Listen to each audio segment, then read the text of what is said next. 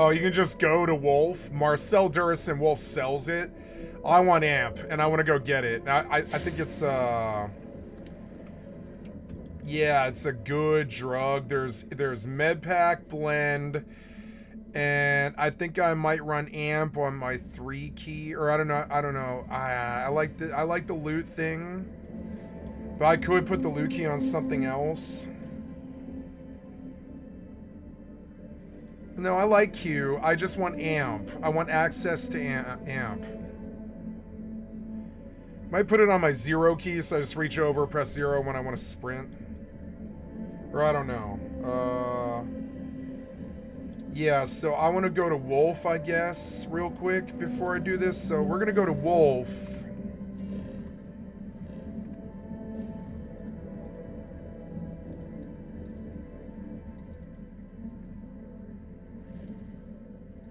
Where? The den? Yeah, probably the den. Yeah, they probably sell amp here, which is good.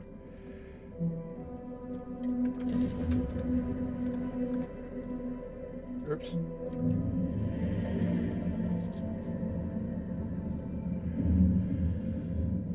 So, let's look at the den in the wiki.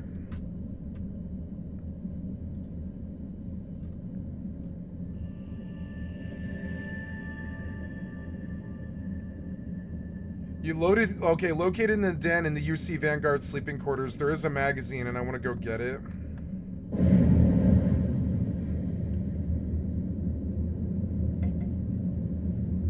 Maybe I should put it across the top of it. I don't know.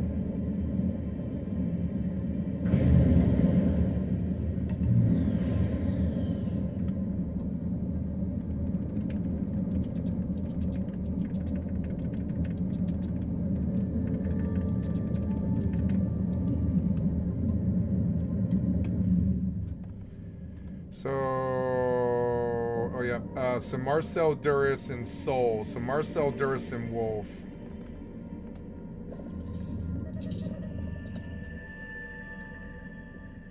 So I go out and I ride a taxi to the stash. But it was so far that I like didn't get there before I DC'd. It's like dumb. Anyways, so yeah, we're docked at the den. I do want to board, and I want to purchase a whole bunch of amp, like as much amp as I just picked up. Marcel Duras, is he the? That's a little surprising, isn't it? Yeah, he does sell. Oh yeah, nice, yeah. By all means. Yes. So your aid, I want amp. Oh, you only sell 1 though. Oh no, he doesn't sell enough of it. Okay, let's go home and try to produce amp. I don't know if I have... I have to go look at a research bench, I guess. I'll have to run back to the ship.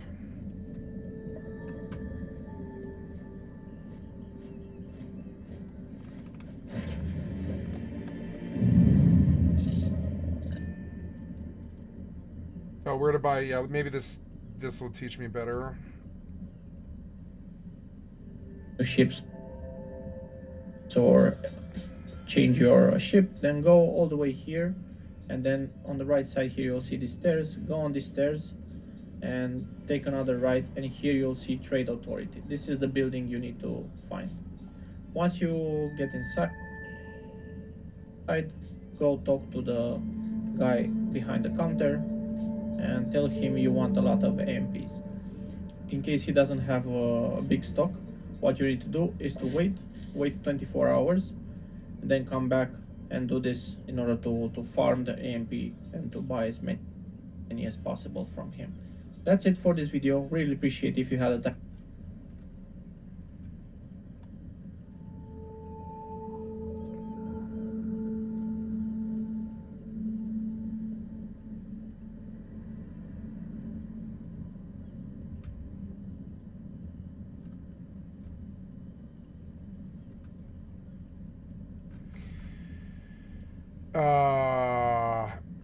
Starfield quest to unlock amp recipe.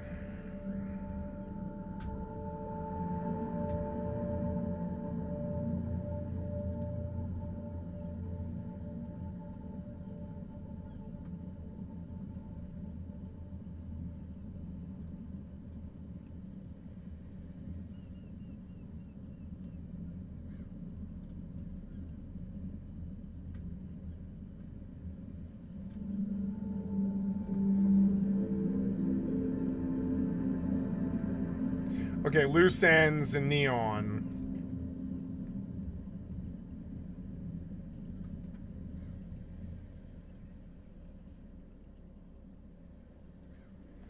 It's a side mission called Loose Ends. Oops.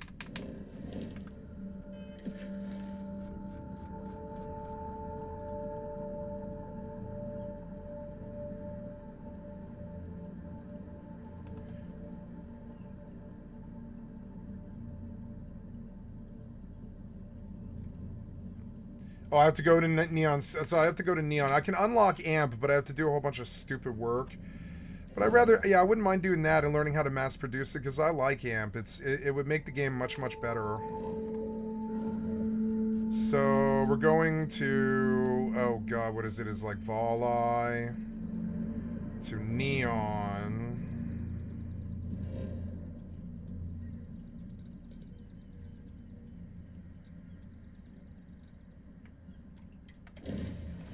Going to Neon.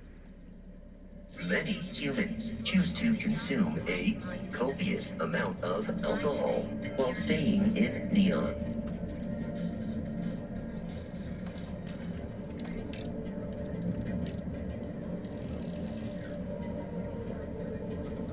Are you working toward that next technological leap? Then let Ryujin Industries help you get there. Fill out an application today to become part of the most advanced technology corporation in the settled systems.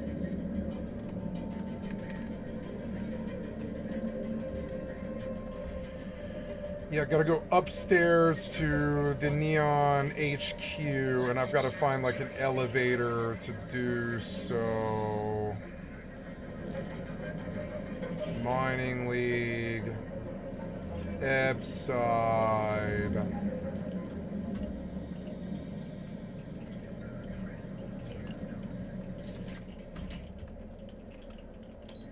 Ryujin Apartments. I didn't want to come up here. Oops.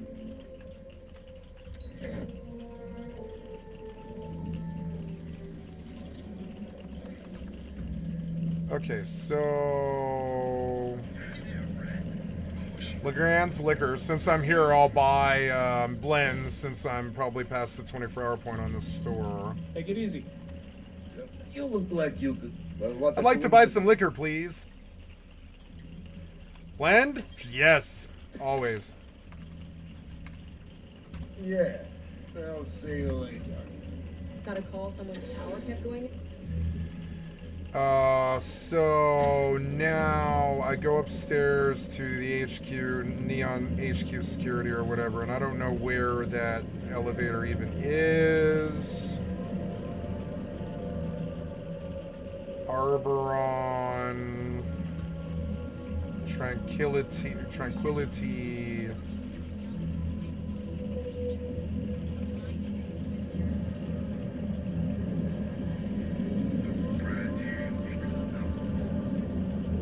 Newell's Goods. Ever run into spacers?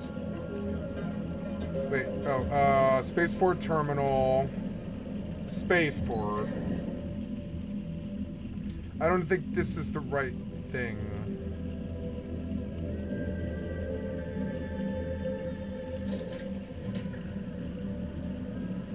This is the spaceport, but I want to go upstairs to the HQ. I don't know if you can go anywhere else. I think you have to, so... Oh, Neon Upper Platform. Walk to your right past the Volai Hotel and enter the Neon Security HQ.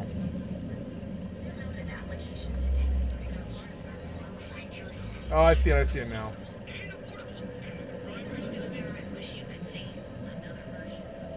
Yeah, I'll put amp on my 3 key and then I'll run weapons later.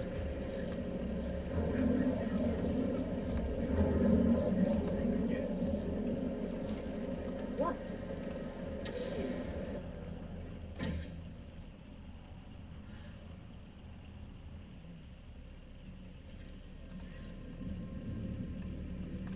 You're out there a lot, right? In space? Just do us all a favor. Never turn over those spacers. Scum dogs. Kill him. There's a fleet, don't trust him. Wait, he's not here.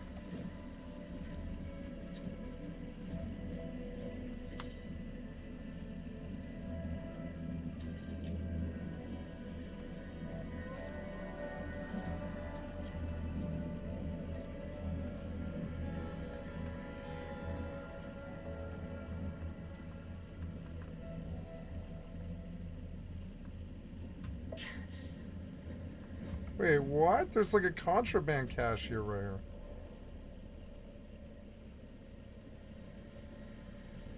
This is what they've taken from me. I can just sell these on the ship and just take the money. Maybe I should pop that too. I wonder what other stuff they've taken from me. Maybe my digipics are in there or whatever. I don't know. But anyways...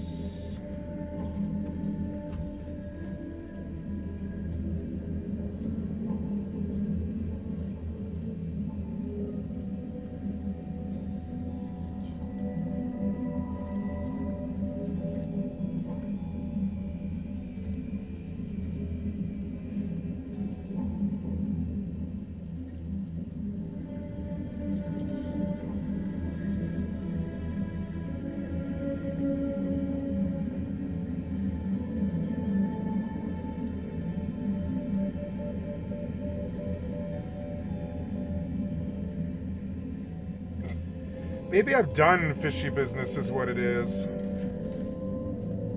I think I did do fishy business, huh? Oh, I did fishy business. Okay, so...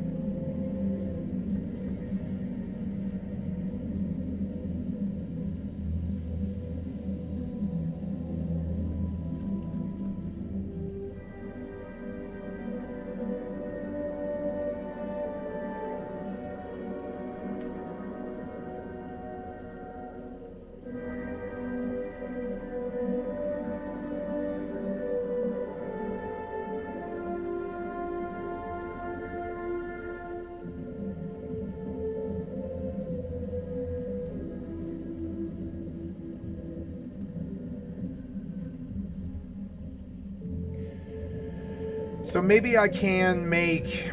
I guess I now need to go to my ship and determine if... on a research bench if I have the recipe, because I believe I have the ability to make amp.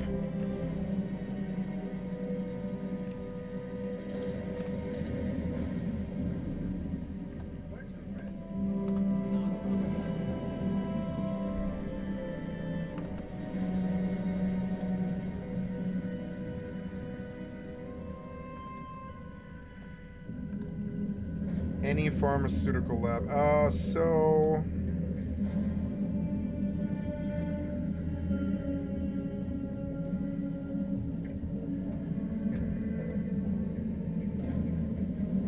So I want to get up and I want to look at the research bench for pharmaceutical 01 or whatever.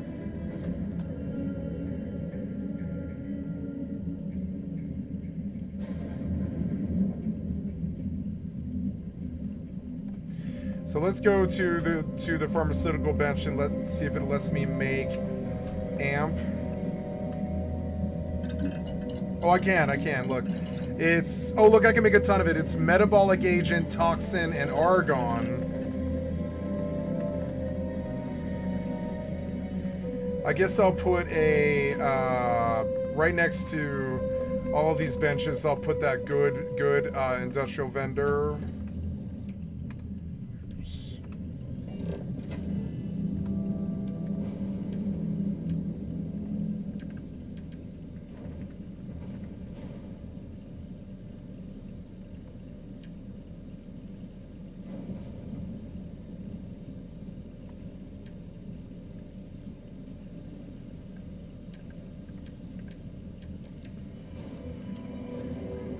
Yeah, I'll put it on this table. I'll put a Z-Ogre so I can buy stuff, right? But I need aluminum, which I'm always out of. It's so fucking annoying. I'm in Neon.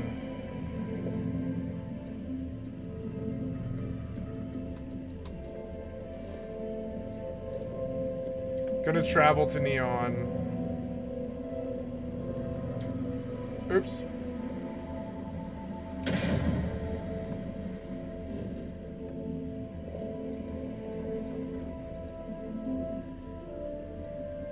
Neon core. Frankie's grab and go. I'm going to buy some aluminum from the Neon core. We'll go to the Trade Authority.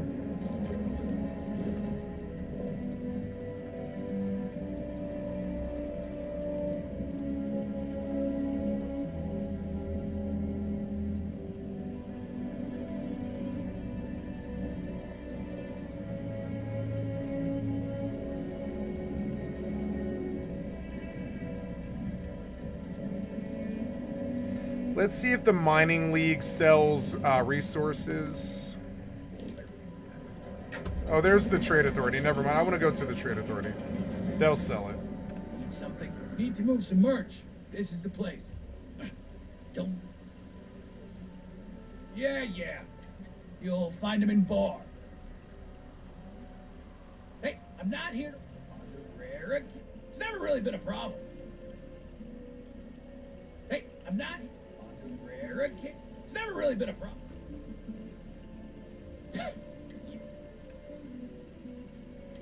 I'll buy your amp, but I'm also here to buy resources of aluminum, which you don't have. I'm constantly out of fucking aluminum. It's so annoying. Maybe the mining league sells resources. I don't know. Now, he wouldn't take the turn last time. Maybe he will this time.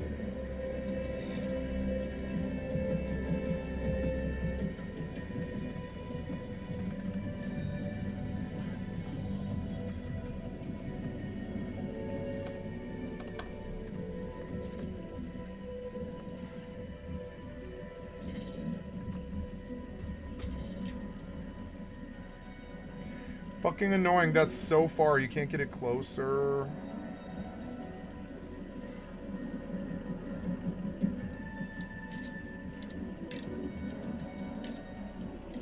I love being able to focus on my work. It actually makes me quite happy.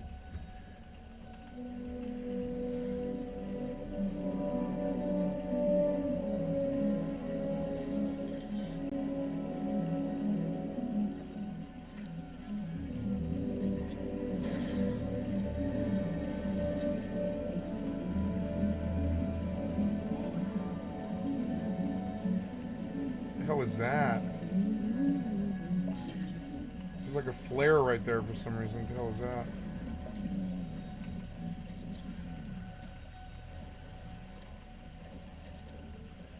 No, that's really not what I wanted to fucking do, but okay. Let's go.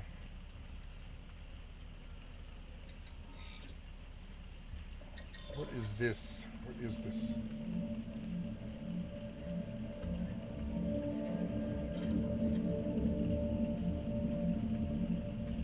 Oh, follow the flare before it disappears to collect another smuggler's cache. Okay.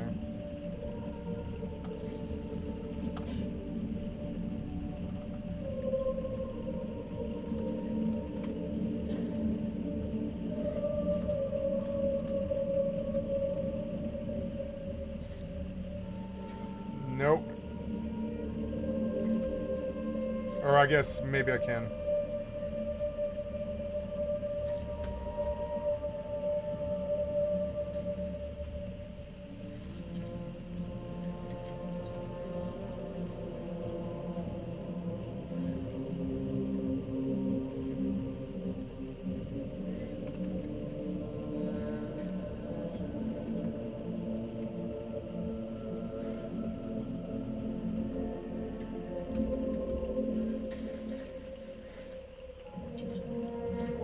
What? Come on. Do I lose the smuggler's cache? No.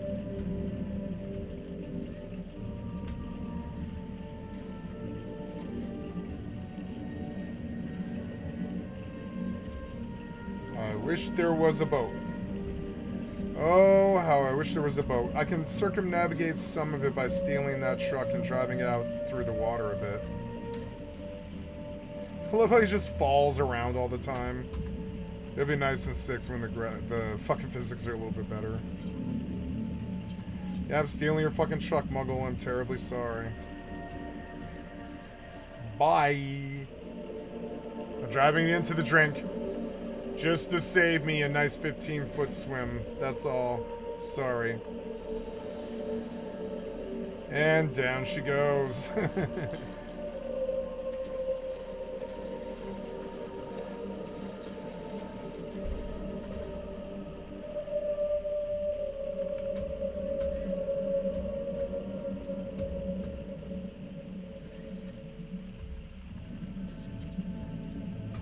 Oh.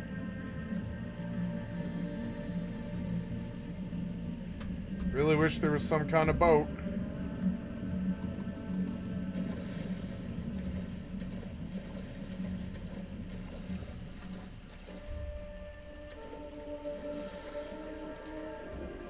This was a distraction, but I don't mind it. I've not done this. Hopefully it's worth like 50K or something. What's up? Or no, maybe they talked about these and they're actually like worth like 100K or something. I don't remember. These are supposed to be pretty good because they take your time.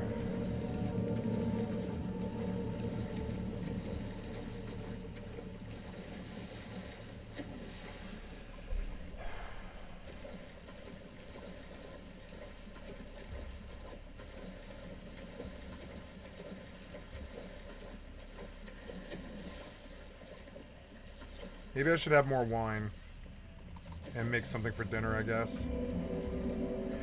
I have beef and broccoli. Might be pretty good. Don't disconnect me.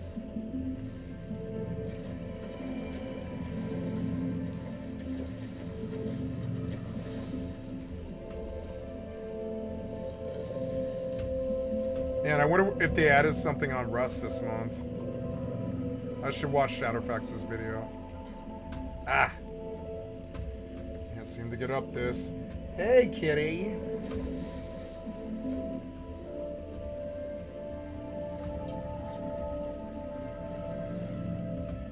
This sucks.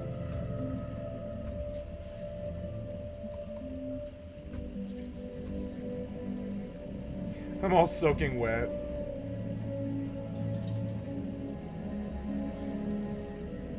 Cool, there's like a little hut out here. Is there some kind of collectible? Yeah, there is. There's a figure collectible.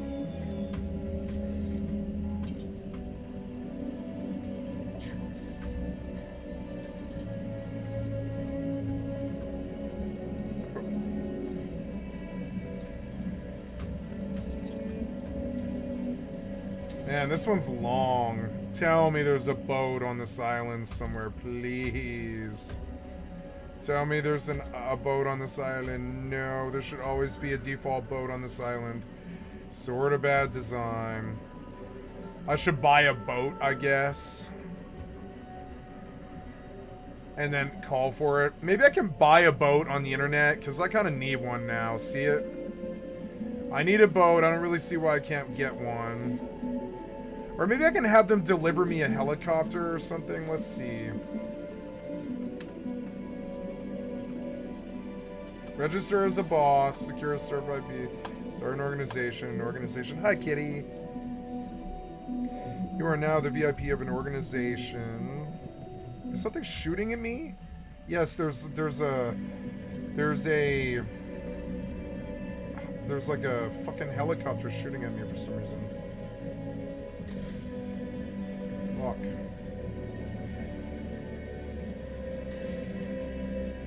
Fuck. Hey there. The hell was that? Okay, so if I go on my phone to Legendary Motorsport and I buy a boat, or San Andreas Autos, I mean.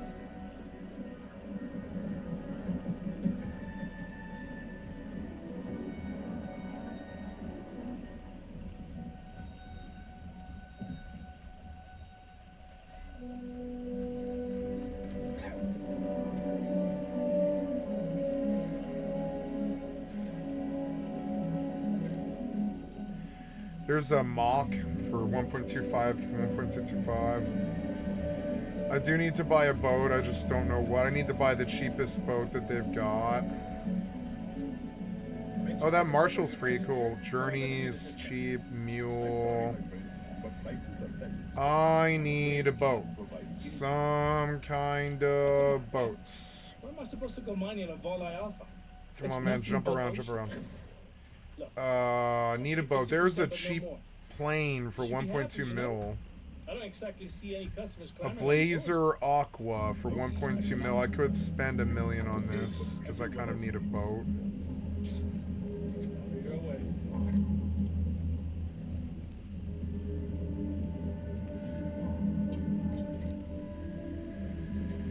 So this is an amphibious car.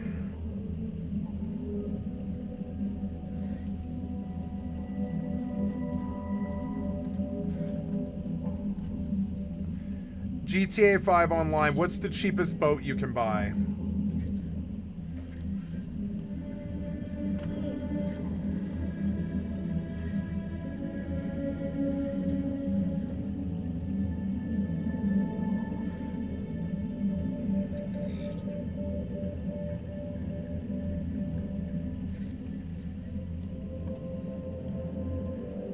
GTA 5 Online, how to buy Jetmax.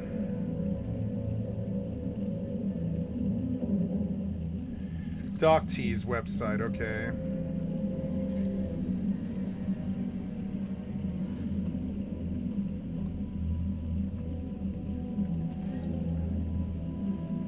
Buy a boat today, here we go. Sort by price, those are the highest. Free, a Kraken. Oh look, I can get a free Kraken, what the hell?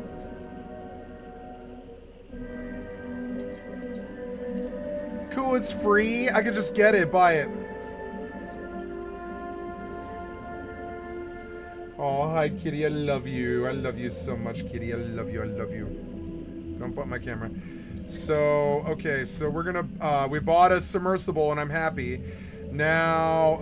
oh, look at that Galaxy Super Yacht for $6 million. I'm going to buy that, too. So, yes. So now we're going to call Pegasus Concierge.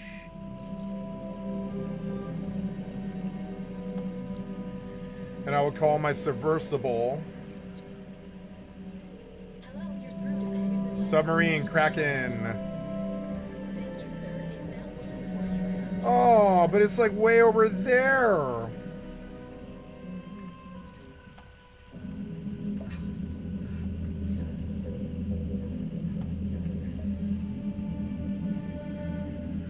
RC personal vehicle.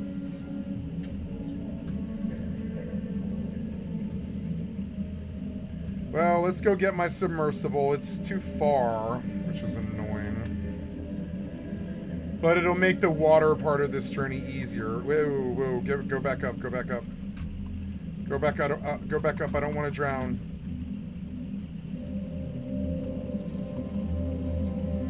You went all the way down. I want to go back up, back up, back up.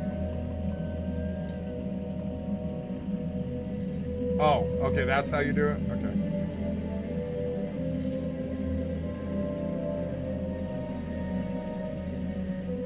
God damn it. Maybe it'll take me back to shore.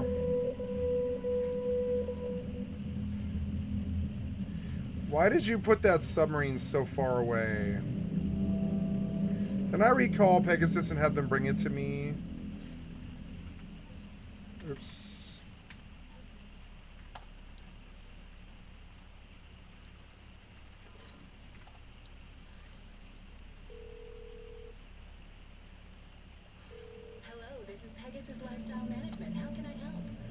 Please give me my submarine. That's too far away. Kind of annoying. Nope, go back up.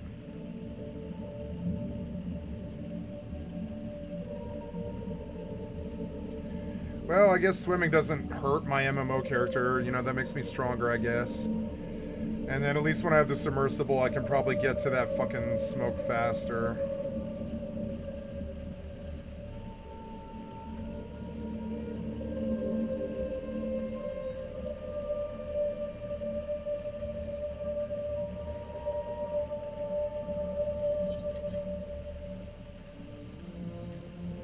It'll be cool to ride in my personal submarine. That'll be dope.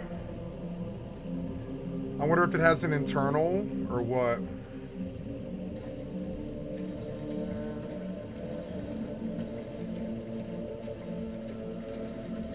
Water might be better like Rust in GTA 6.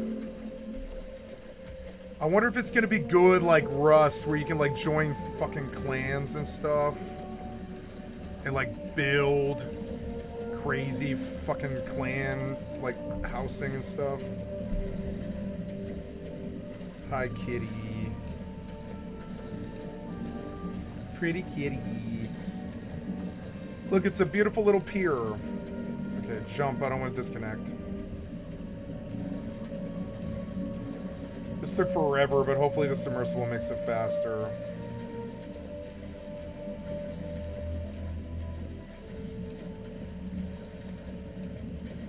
There it is.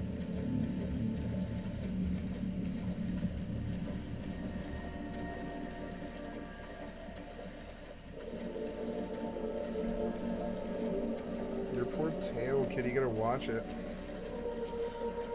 Oh, kitty. Oh, kitty, how I love you, I love you, I love ya. Ah, watch your tail, kitty.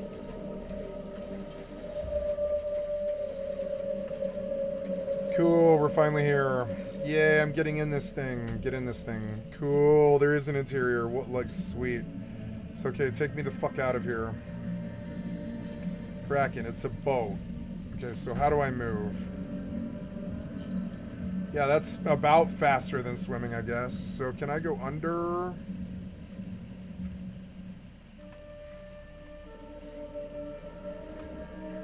I think you have to press left to submerge.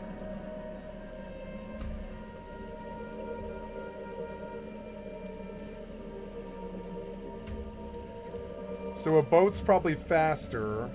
Oh, control is down? Okay, control is down.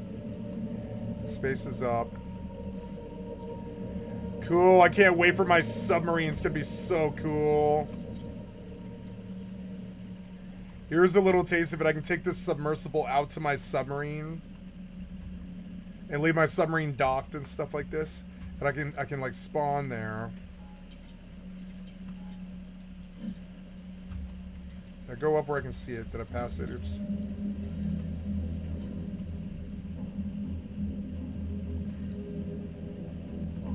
You good?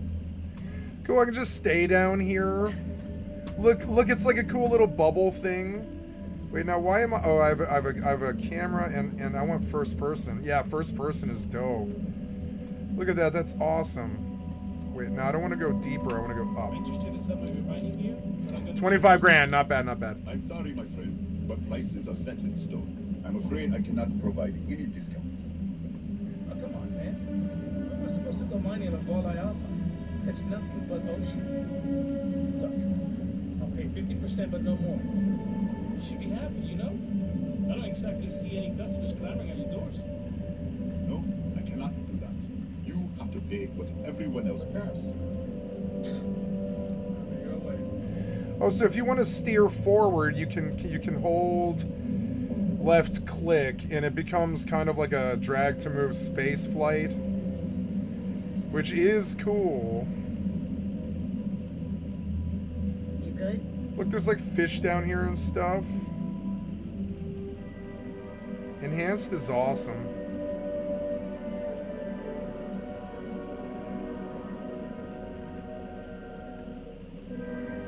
Okay, well, let's go back to shore.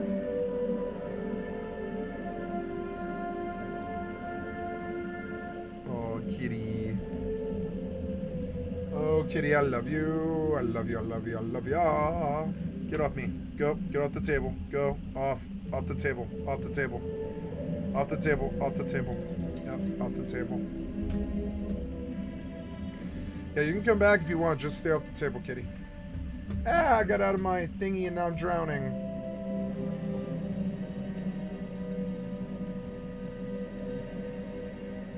No, don't die.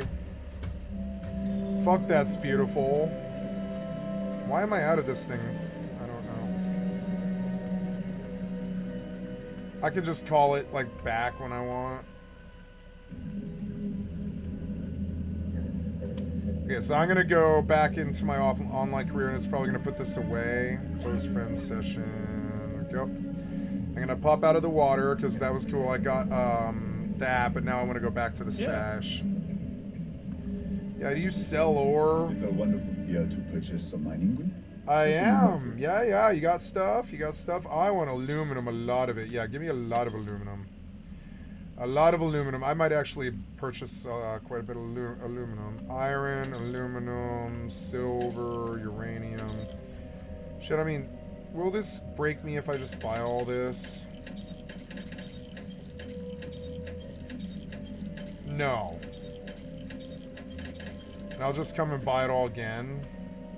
Farewell, my friend. And tell I want your everyone we chair. have Can I have your plenty of mining chair? supplies No, in I stock. can't have your chair, Mom. Ooh, I can use the chair. Wait, you don't care about any of that? Yes, you do. Yes, you do. You don't care about the cards, which do have value, but anyways, I want to sit in the chair. I want to rest for 2 days. I'm your new couch surfer. I don't know why the developer's like this. We have to go to the stash still, so I'm going to go back out again. Oh, I want to go back to that fucking cool website and surf it. That's cool. I want to buy all the cheap boats and utility stuff. Oops. Where's the dock thingy? Money and services, travel and transport. Dock tees, here we go. So Galaxy Super Yachts, sort by price. Here we go. Kraken for free. Sea Shark for free. Buy it now. Oh no, 16 grand. I'll just take it. Yeah, Sea Shark. Sea Shark's cool. Sea Shark. Tropic. There's a boat.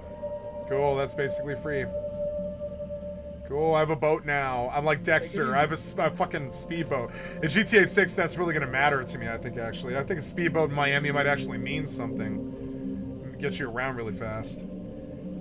There's a Tropic for 22K, the Sea Shark, the Sun Trap, Sorry, my friend, but the prices are Dinghy set in for stone. 125. We cannot provide any discounts. Oh, come on, man. We're supposed to go mining Stop, on stop. Alpha. It's nothing but ocean. Look, I'll pay This 50%, but no session more. is You over. should be happy, you know? I don't exactly see any customers clamoring at your doors. No, I cannot do that. You have to pay what everyone else pays. Your way. It's good, yeah, end it. See if he has more stuff. Hey there. Yeah, I want all your aluminum. Hello, my friend. Nothing would make me happy. No, you don't have any more resources. I hope you have a glorious day, my friend.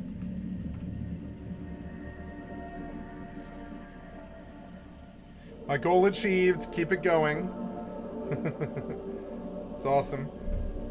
I'm meeting my fitness goals, guys. Even Apple tells me so. Doing pretty good. I think I'll crack another bottle of wine. Fuck it, before the other buzz wears off. I'll be right back.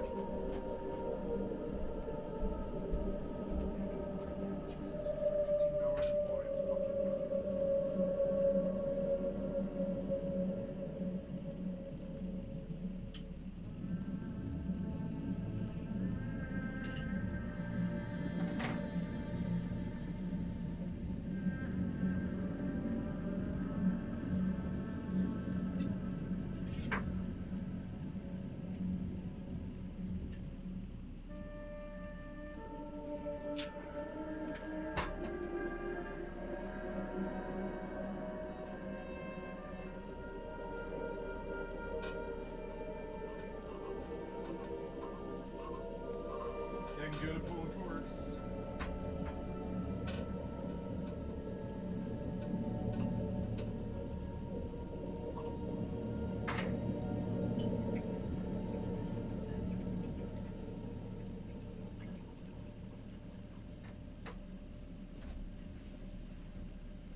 I'm interested in some of your mining gear, but I'm gonna need a discount.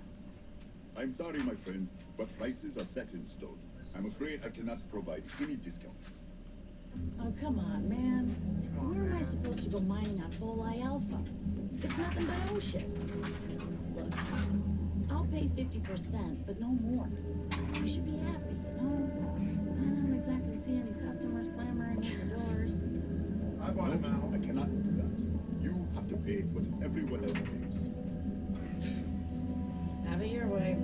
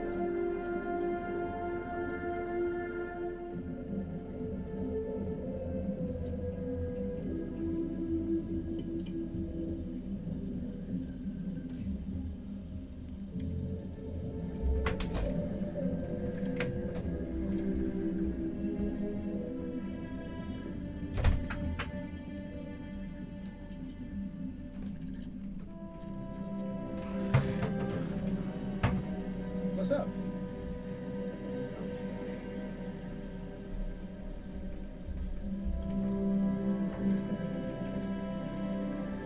Hello, kitty.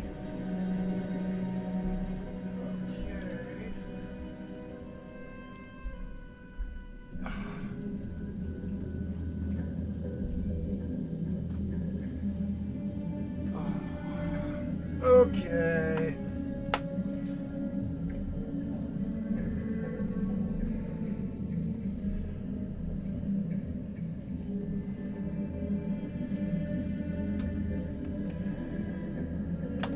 Okay.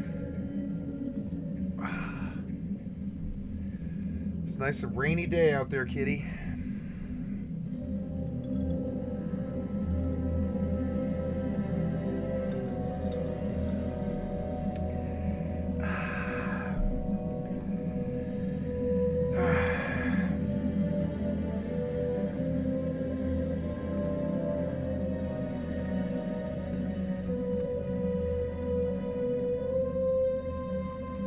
There's a tugboat.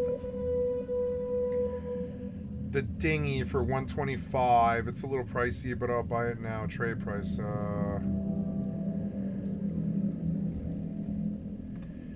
got the dinghy.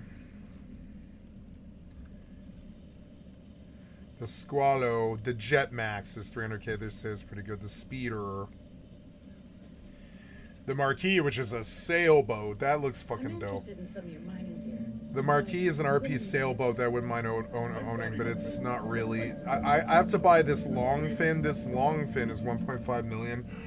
But I mean, I don't know. The Squallow is, or the dinghy. The dinghy is probably pretty good. Let's buy the dinghy. Yeah, buy this dinghy. This dinghy is probably pretty good. Oh, I already unlocked. Yeah, so the dinghy is probably good enough. Right on. So now I own like 5 boats and a jet speeder. Or jet ski, I mean. Alright, get up. Gotta go buy stuff from him. You good? Ah, farted. Oh, you know it, I'm so good. Don't forget, we sell all. Take as long as you like. Maybe I'll turn it off for some RP darkness. Get the light down in here. RP Starfield darkness. Turn off all the lights in here. Maybe the kitty will do this.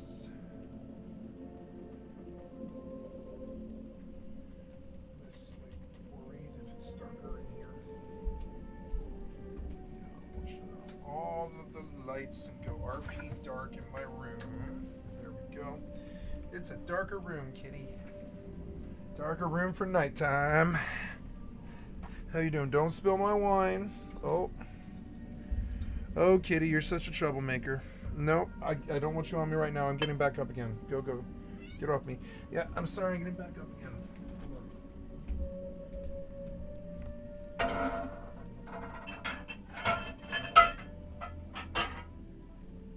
Sorry, kitty. Okay, I'm here. I'm here. You ready? Yeah, no, but you're in my way now. Oh, you're okay. I know you got a full belly. Don't pick it up, kitty. There you go. Oh. Hello, kitty. Hi, kitty. You are always welcome. I love you. I will always be positively receptive to you. Okay, aluminum. I just buy it all. Fuck it. This is a good place to buy ore. Hopefully I don't have to worry about this for a while.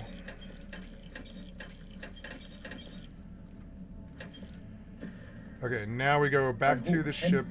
Out those flyers. Oops. Now I have to deal with Isn't too much trouble. that. Go, nice.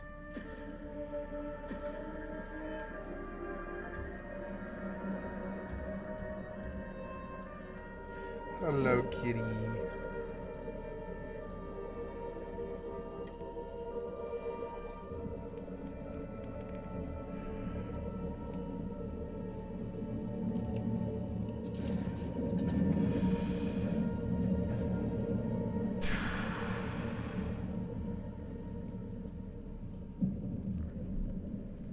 View of Neon is pretty cool.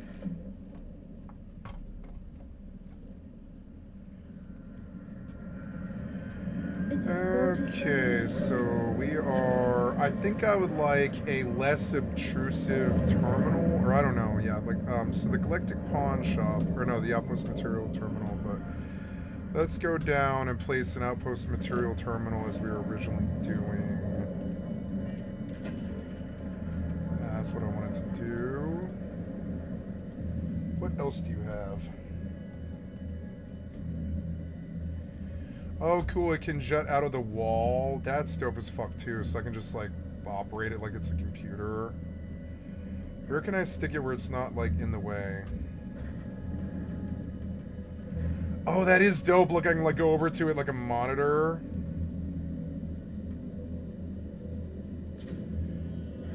I love this modder. He did such a good job on that mod. Look how dope that is, right? I can just go over to the Outpost Terminal. And I can't buy aluminum, but I can buy, what was all the stuff in blend? It was like, let's look at the recipe for blend.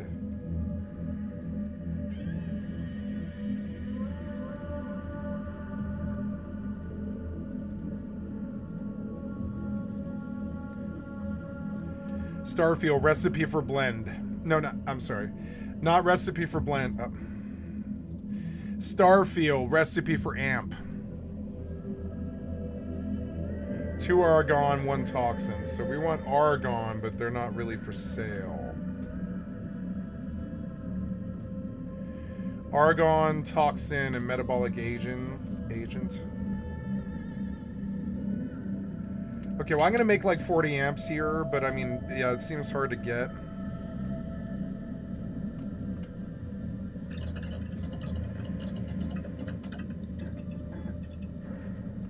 We're gonna make 17 of them. Not bad, though. That's not bad. I like 17 of them. It's good.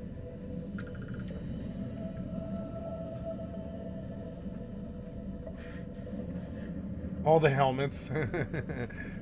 We're gonna keep doing it, too.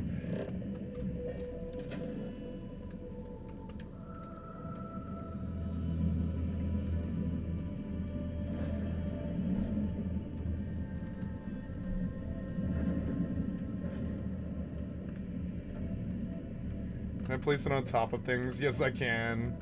All this worthless ass furniture, it will carry my heads. And I swear to God, I will add personality to this base.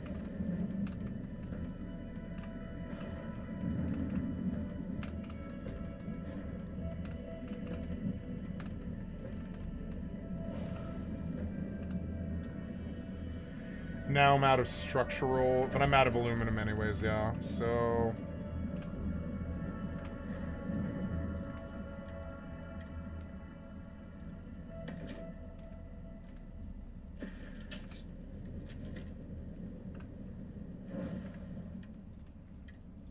This guy was cool. There's his helm. So fucking awesome. I'm gonna gather helmets. It'll be my weird Starfield thing. I gather helmets. F, or no, R, Q, helmet, go. R, Q, helmet, go. RQ helmet go. It's so annoying. RQ helmet go.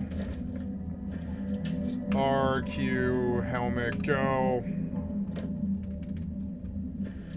RQ helmet go. RQ helmet go.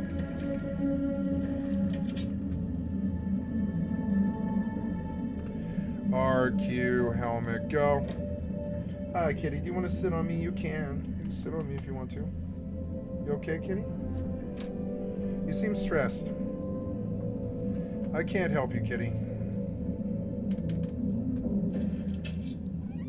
Yeah, you want to sit on me? You can sit on me, yes. There you go. Yep. Get this thing off of it. There you go. That's good, kitty. Don't go on the table. Yeah. See, there's a good kitty. Oh, I'm not going anywhere. You're okay, kitty. You're okay. You're okay. You're okay. You can come back. Come back. You're good, kitty. You can sit on me.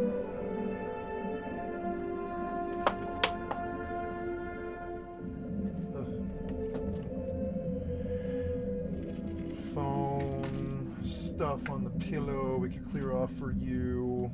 Get you a nice spot. A nice spot there. Yeah, hi, kitty. You can sit. There's no problem. Helmet. Helmet.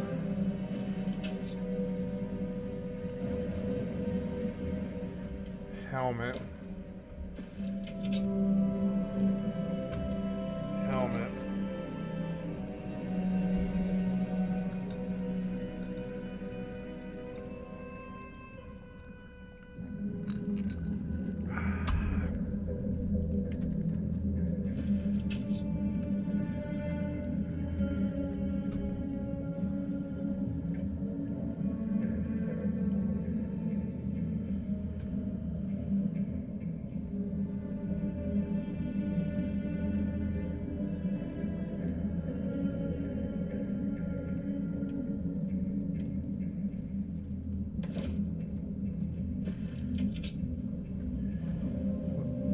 I'm starting to get a helmet collection that's gonna stack up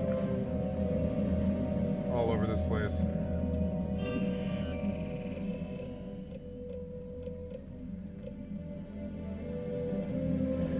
Hello, the kitty.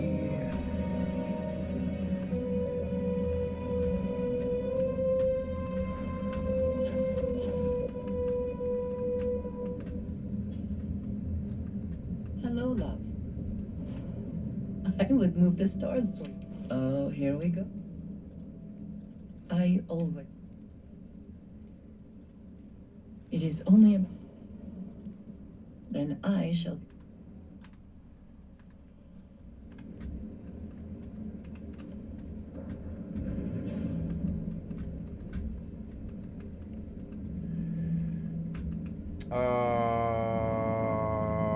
Yeah, we'll fill this place with helmets.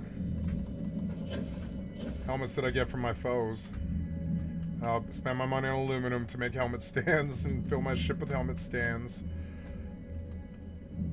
This is where I fuck my wife. This is where all my guns go. This is where all my drugs go and all the potted plants and everything. Over here is where I have all my galactic terminals so I can do business abroad, home and abroad, without having to leave the ship or whatever. I have the net and everything. Neat. Yeah, seems good to me. Looking for toxins. Toxins and argon, I guess. Yeah, argon. They won't sell it, though. I'll have to farm that stuff. But I do have blend, and I would like to put it on my key. Maybe I can bind that 0 key as Shift Q. Let's see if it lets me.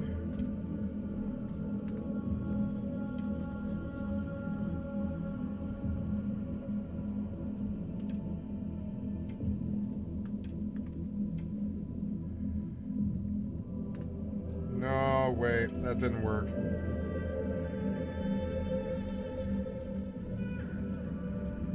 A.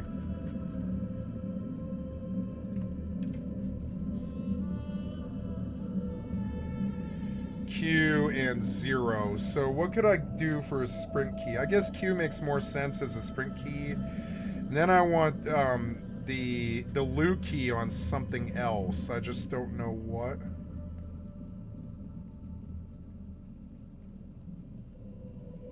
Well, let's get this bottle away from you, kitty. There you go. Good kitty.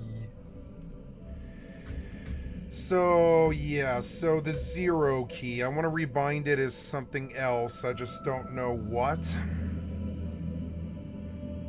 I guess I can make it Y, and see if it bumps something out that I normally would have done.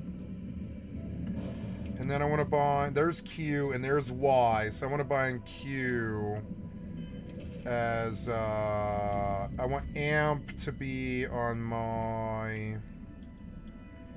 Q key, and I want my loot key to be on Y.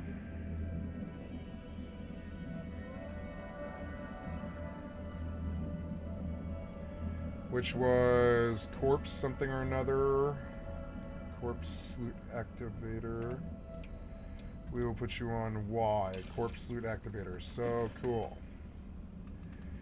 Okay, and then I press Y, and I can see that there's no corpses. Cool. But if I want amp, I can press Q, and I can sprint really fast.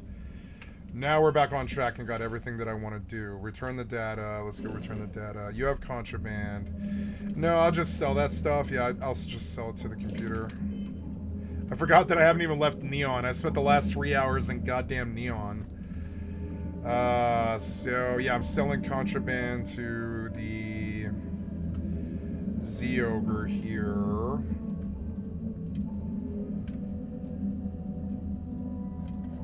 No notes, but I do have, like, just contraband.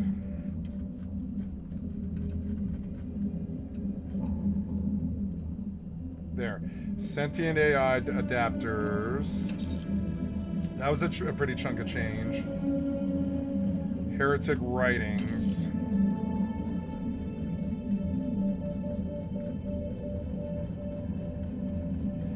And now that we've addressed the amp thing, I'll remember that I can make amp. I just didn't know. I probably was drunk when I cleared all those quests, and I had no idea what it was doing. I could break everything I have down. I'm really. Which actually kind of appeals to me, sort of. Turning the miscellaneous stuff, yeah. Like the higher value stuff, like this the low value stuff, like all that stuff I want to sell, but the low value stuff, except for the digipix, yeah, this stuff. There, look, that's a really good way to do that. I just don't want to do my digipix. Look, this is a really good way to get resources. And I'll just sell resources if I have to. I'll just sell the whole load or whatever. This is a really good way to get resources. Way better than... Wow, way better than doing anything. I didn't think about it. Oh yeah, look at that. Gotta watch the digipix. Can't scrap the digipix.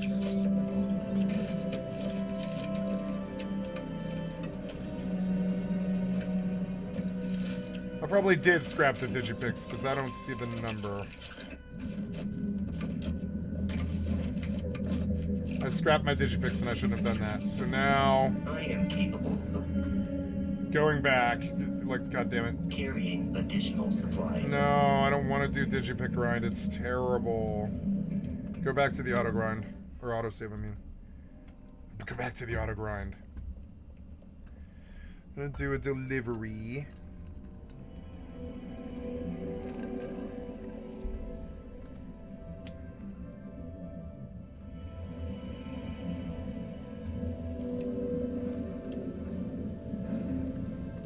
So, yeah, so I want to recycle everything but my digipix. Wait, what? Oh, there was like an autosave when I left the fucking bench or whatever. I want the quick save, which was 6 minutes ago. No, the autosave was... Ah, I scrapped my fucking digipix. God damn it. No, I'll just go 6 minutes back. I don't care. I don't care. I know what I was doing. I'm fine. I should drop the digipix on the ground and then scrap the whole... and the Astra. Yeah, I should drop the digipix in the Astra in a box. And I'll put a storage box that's like where I keep my digipix and Astra. So I can scrap the materials. Where am I?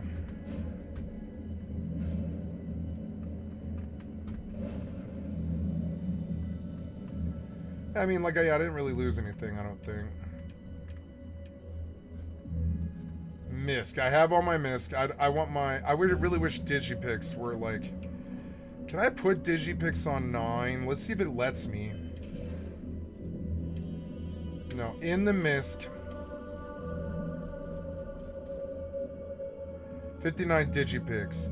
But I can't favorite them. So I'm going to drop them. Drop the digipics and the Astra. Right. Did they go somewhere where I can get them? Yeah, they're down there. Now we recycle, we go to the MISC, and we fucking do the whole lot of it, I think. Actually, no, I don't know. Some of it's actually worth something. So we sort by value, and we go to the bottom, and we scrap everything that's low value.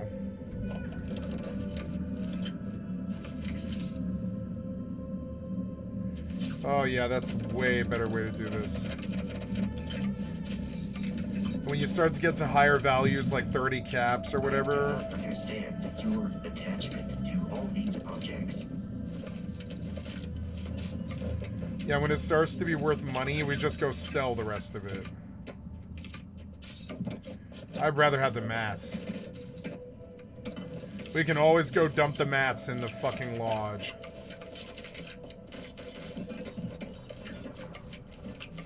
There, we're starting to get to valuable stuff. Now, we go to the Z-Ogre terminal, and we sell MISC. Yep. And there we are. Nice. 15k. We bend down, we pick up the Astra and the Digipics, which I think is a really bad system. I guess, I will place a box right here on this bench. Oops, no, wait, no. I want a storage. I don't want a storage box. I want, or I want a storage crate. I want, there. This looks like it's worth something. So, in the back here, I want, this here.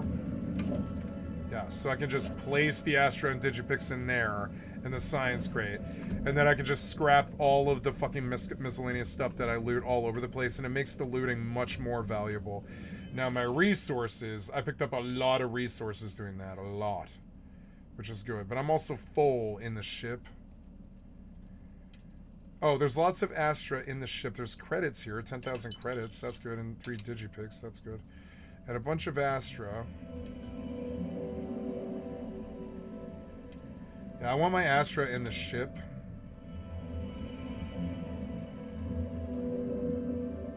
Oh, and J-Jaw's commitment gift.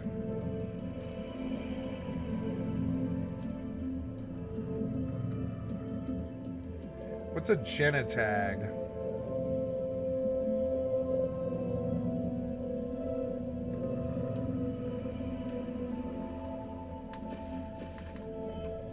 Let's see if I can make more helmet stands.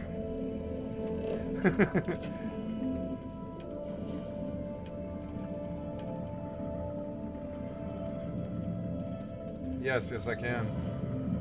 Nice. Yeah, we'll put one like, if you'll let me. Yeah, if you'll let me, I'll just put them right up here too. Yeah, fuck it. I'll put them right here, and I'll put helms anywhere you'll let me put them.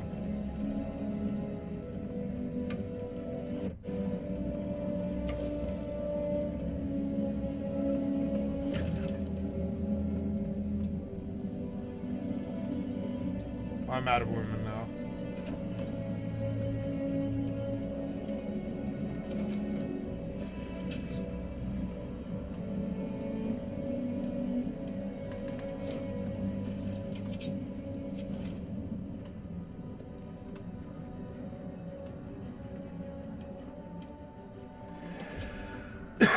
My ship is full. I will have to go back to the lodge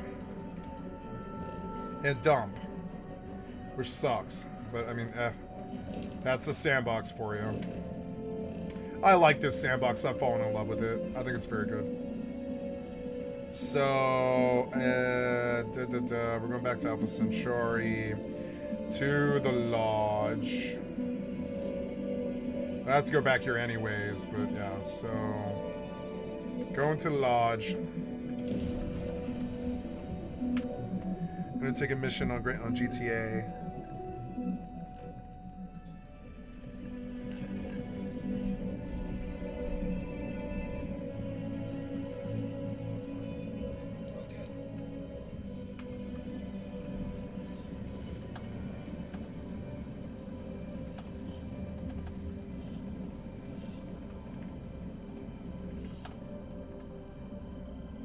Maybe I can spend like just 60 seconds stopping at the ammunition real quick. And just cap out my armor in case I need it. Sometimes they're relentless.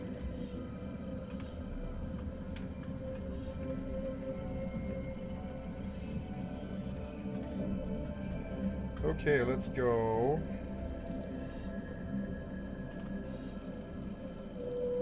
I like the soda and the fucking... the details.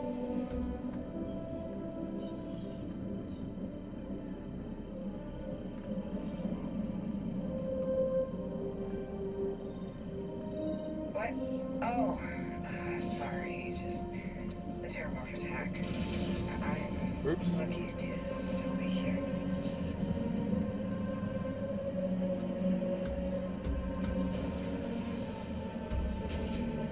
What happened? Get away from me. Stop stopping me. What am I driving into? Stop. Get out of my fucking way.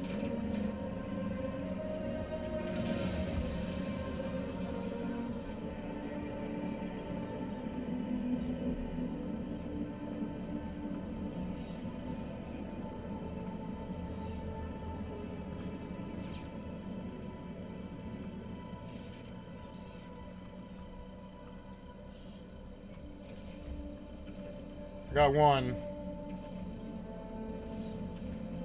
Unregistered armor. What?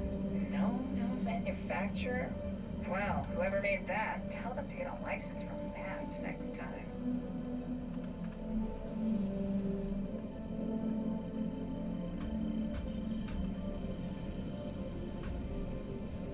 Beautiful.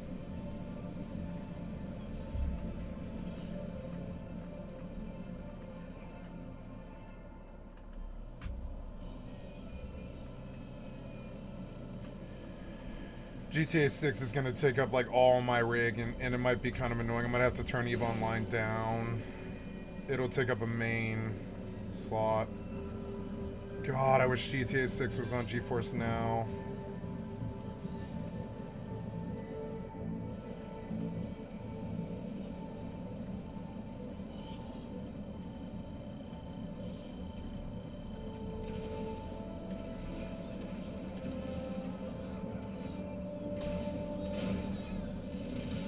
I got one. Oh, yeah.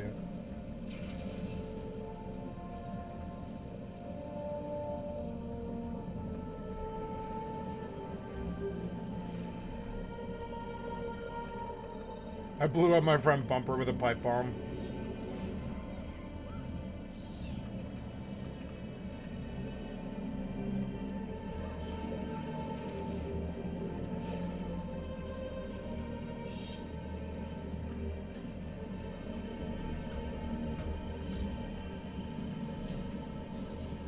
Not sure if those maroon zealots live in space or got separated from their home planet or what, but they scavenge what they need. Lots of old facilities left over from the colony war. They likely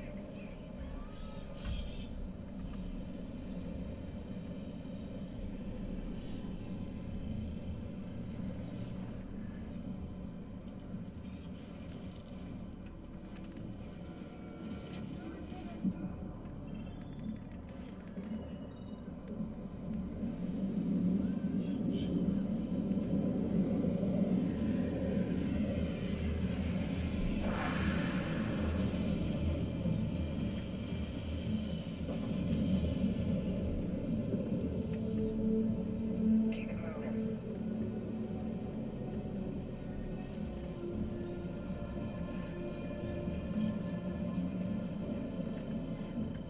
Nice. Another day, another dollar. I guess I should break down all those boxes in the fucking base. It just used the lodge as my storage because it is infinite storage. Nowhere else in the game is it infinite storage except this. So yeah, the storage box has a lot of stuff in it. Like the storage box, it's got a lot of stuff in it, and I think I want to take it all. Can I go to my resources and dump all, store all resources I can? So I want to take the box. I want to take the whole box. Yep. kind of insane. But that, and then we're gonna come to my thing, and I want to take all of this.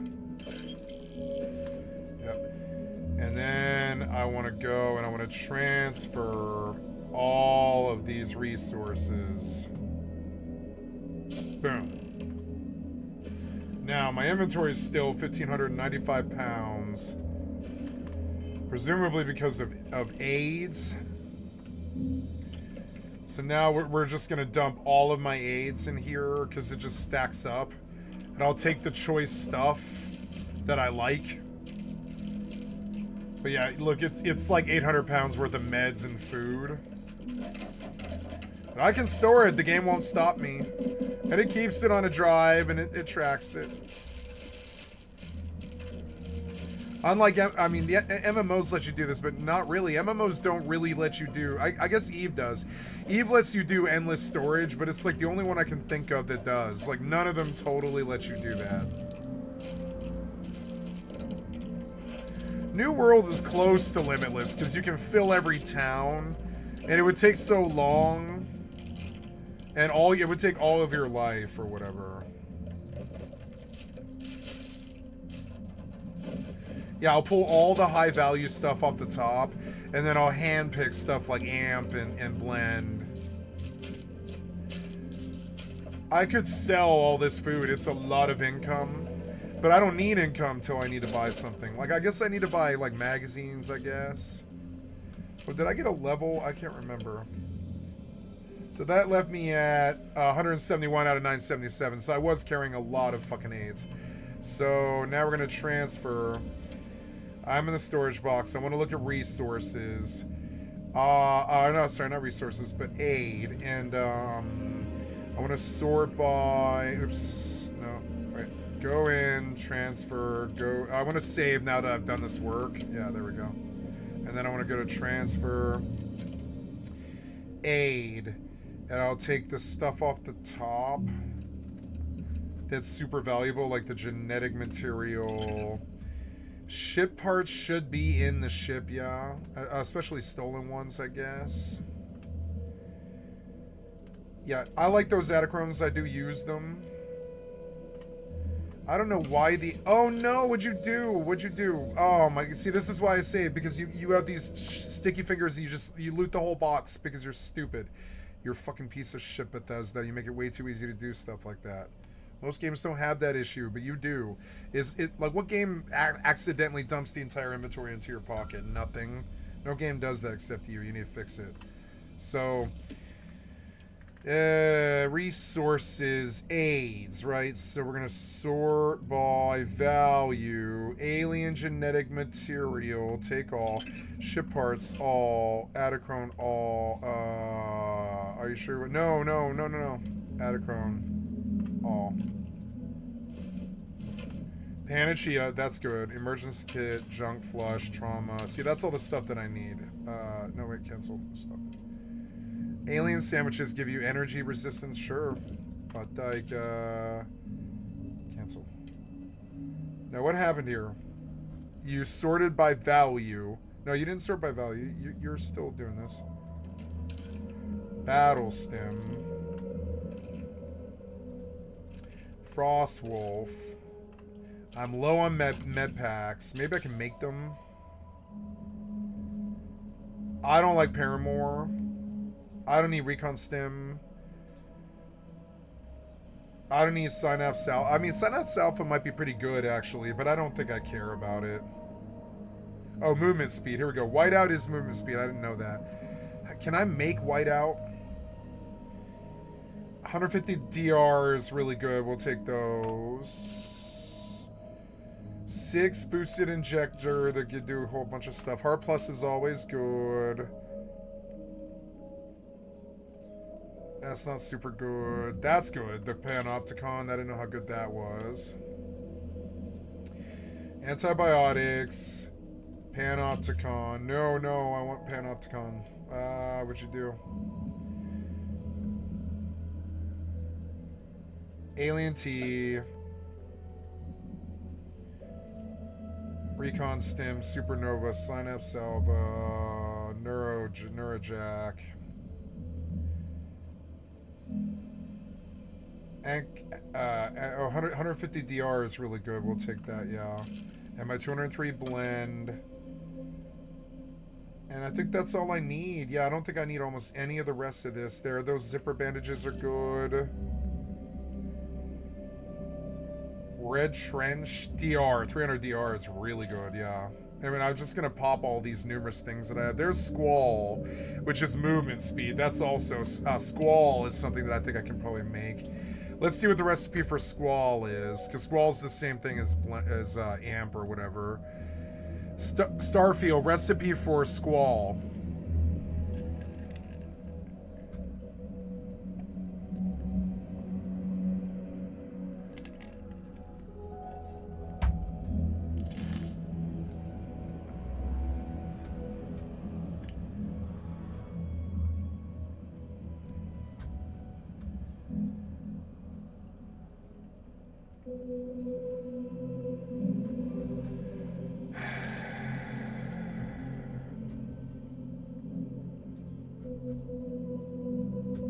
What is the recipe for Squall? You can't make it? What's the recipe for Whiteout?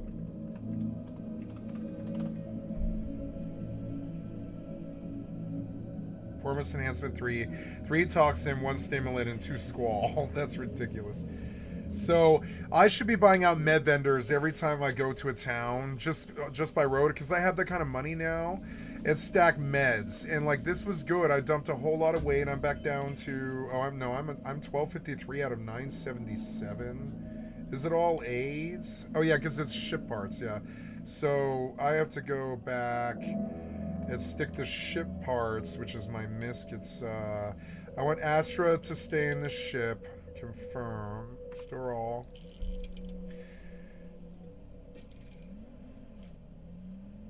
No, I don't want those. But I do want the ship parts. Yeah, ship parts. There, that dropped me to 343 and my weight's down, much better than spin. And yeah, I have food and I have water and I have drugs and stuff like this. I guess I should take some choice food because it really doesn't weigh much. So we'll go back one more time to AIDS. Oh, I'm done with this mission. I suppose I'll buy armor.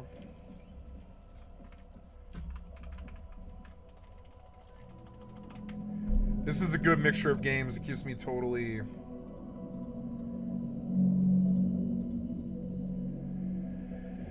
So, yeah, I don't care about Trig, but I do care about Eden Calm. So, yeah, now we're in Jeddah for some fucking reason. Why am I in Jeddah? I was killed.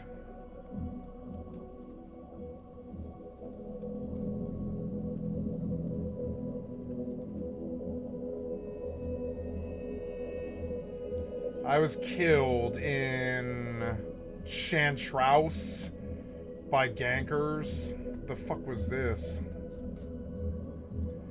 I didn't have anything, you fucking idiots. So annoying. Buy all. Oh well, I lost 100 mil. Big deal.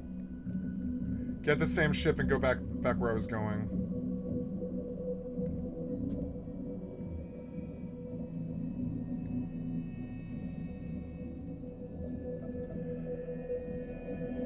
Okay, buy. And plug in. This is why I fit cheap ones for shitheads who constantly show up and harass you. Pieces of shit. Wait, is this correct? Wait, cancel. That's correct, right? Yeah, I think it is, yeah. Plug in. I don't know what the fuck these shitheads were doing. Alright, anyway, we're back up for 100 mil. That's fine. Gonna sell an LSI while I'm here to not feel so bad about that loss, because I make so much money, I really don't care. I go back on about my business or whatever. We're gonna go for 960. 960. We're gonna bet on my own. Jump so I don't get disconnected. Or well, this will do. So I need my other. This is in the storage box. My amp is in the storage box, but I need that. And I want you to sort by value again.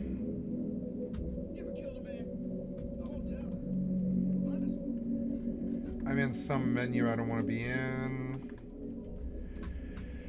Okay, can you take me to the stash again? I got distracted by a fucking like a hunt. But yeah, so manage vehicles. No, I don't want to request a personal vehicle right now. I want to call a cab.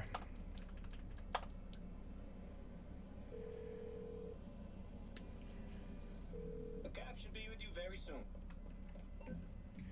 Then we go to the store. No, I'm sorry, not the store, but the map, and then looking for that stash house. Take me there. Yeah, take me from the other way around. Maybe it'll take me to it this way. Okay, get in. We're going to Waypoint. Hurry. I want to get in my phone while you do that. To do some business. I want to go back to that money and services, to that fucking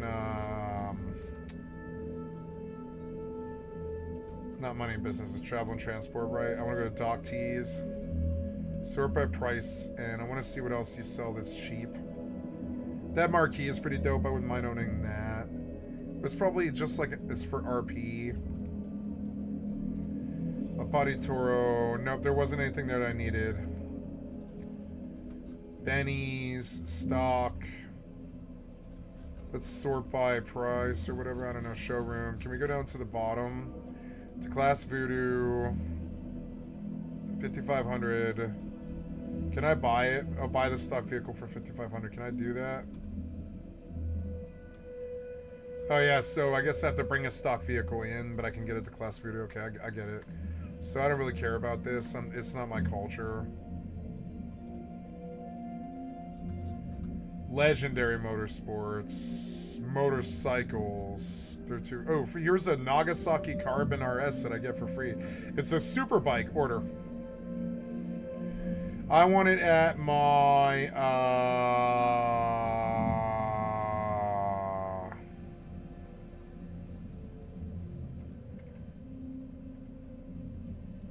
Vinewood Club Garage, 197 Route 68. I wish I could send it to my well, let's just go from the top, select vehicle position. Cool, so can I just call for the Carbon RS now? Cool, can I like soup it up? I probably can.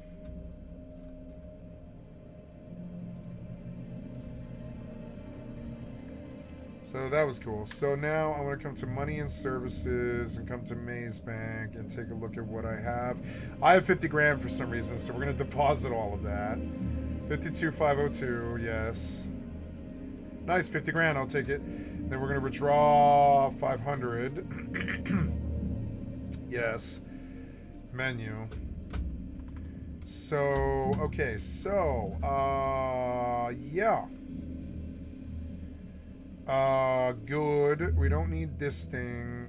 We have 10 Solar Fest crates, but I mean, I've been selling those. Yeah, I have 23 active, which is pretty good. It's easier to manage. So cool. We're moving on. While I'm here, you never know. I want to find in contracts and just see if anybody's selling them. Nope. So, I am done here, except for I need to replace the, or no, I don't need to replace. I have replacements. I have a replacement wreath right here. We board. We changed the personalization, and inside of 5 minutes, I'm recovered. I lost 100 million, but it doesn't matter. I'm not doing this for money. I'm doing it for rep. So now we go back to where we were, which was Stow, and I'm gonna have to go through that place, Chantraus. I don't know why I would avoid Chantraus. It seemed like some kind of weird fucking thing. I lost the cargo, so I'll have to go to my journal and like leave that mission or whatever. I guess it would be in opportunities, I think, actually. Let's see if opportunities shows me. Opportunities should show me the quest that I'm currently doing.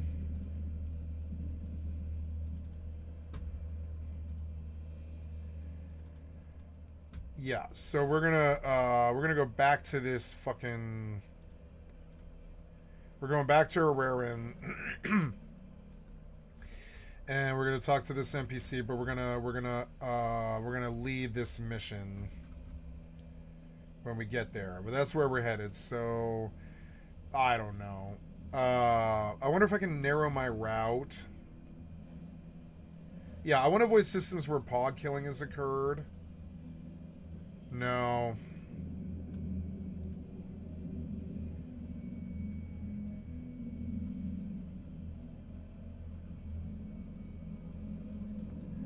We could avoid that system, but I think it throws a wrench in it, so let's just go see if I can do what I need to do. I really don't know. I think what happened is a freak occurrence, and there was nothing in the ship. I think they're fucking stupid.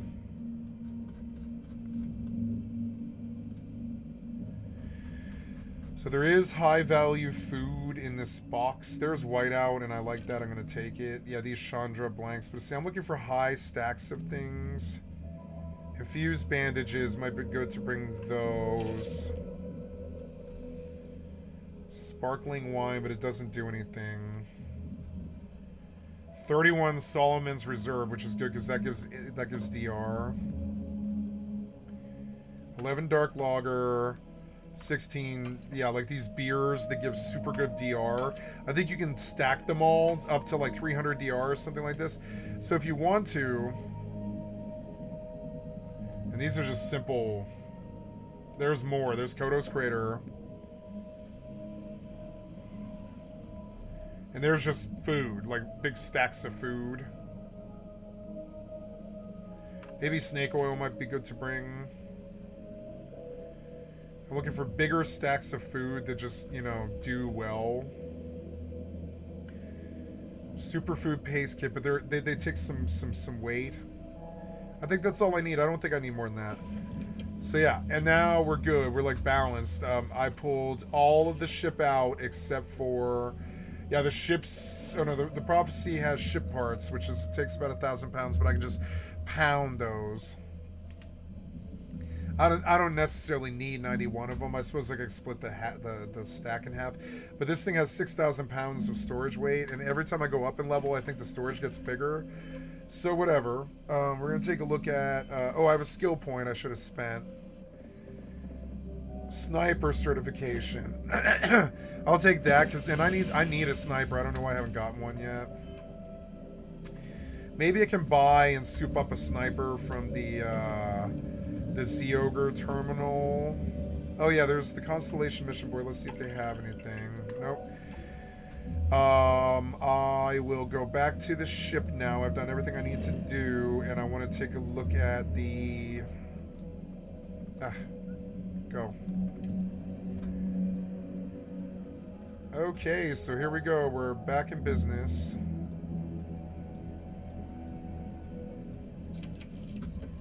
I don't know why they felt they needed to gank me for nothing at all, but whatever, you know.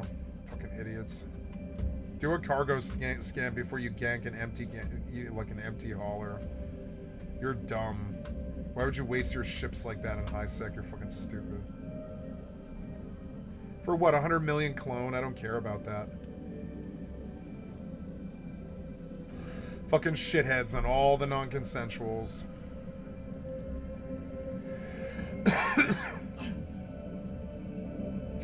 I'm gonna get up.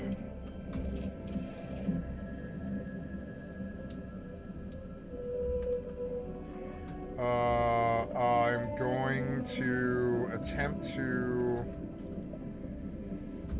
Now, if I need materials, I guess I can always go to that base and I can tap into whatever I've stuffed in boxes. I forgot what it was I was doing. I need a research terminal. Which...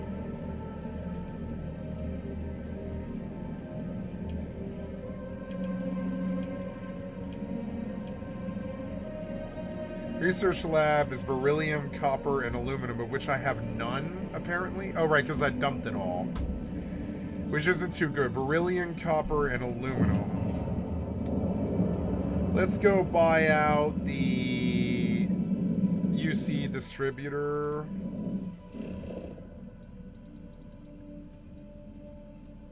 And then turn in that one quest.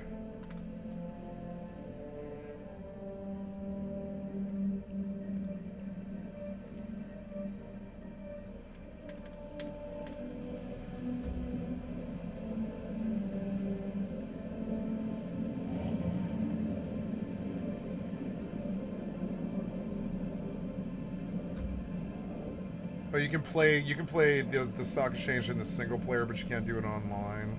I wonder if they'll change that in 6.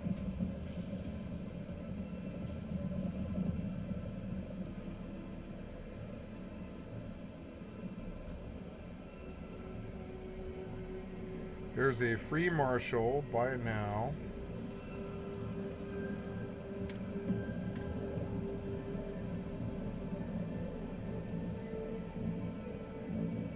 Journey, which is an RV, $15,000 RV. What if I could? I wonder if I could buy a Winnebago for fucking cheap, and just get a mechanic to fix it up.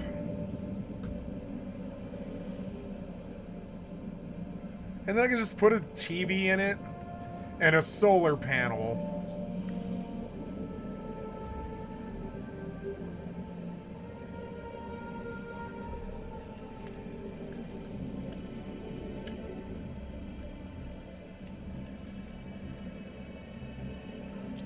I bought an RV.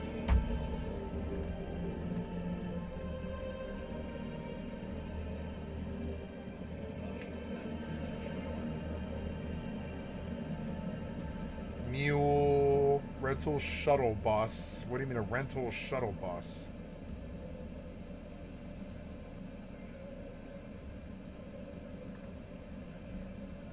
Rental shuttle bus. That's funny.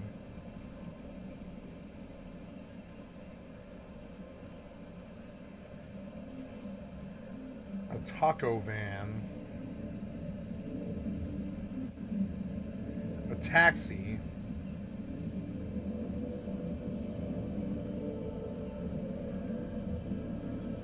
Yeah, there's some interesting stuff, but I don't want to buy any of it. Wait, did you drop me here? Yeah, you did.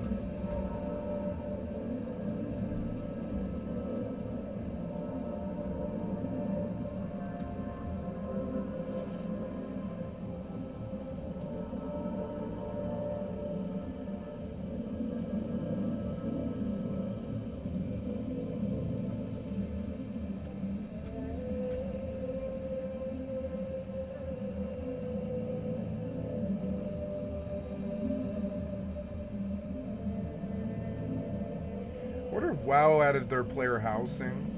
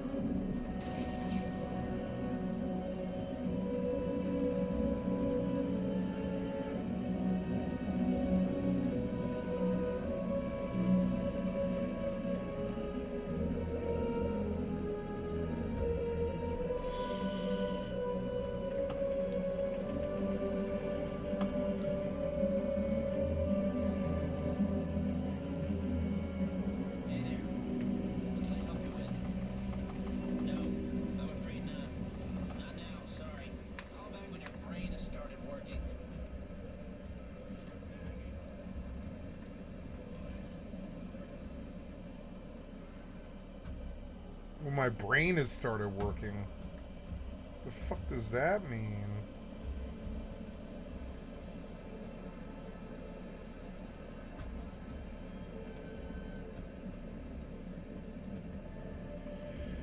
Can I go out here and just lose them over here? Like in this place they probably can't reach, hopefully. Let's just see if they can't reach me. I don't know. I'll let them kill me, I guess, is what I'll do.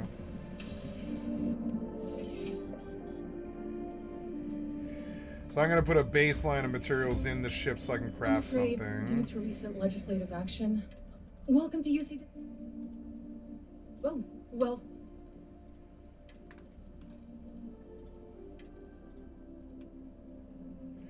8 amps, not bad.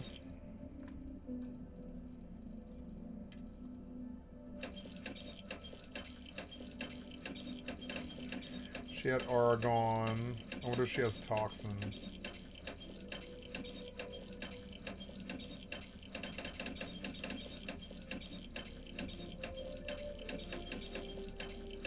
Look, she had all the materials to make more amps, which is good.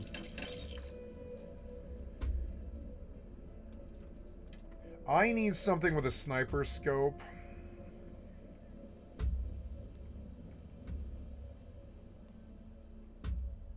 I don't know, my shotgun's good enough.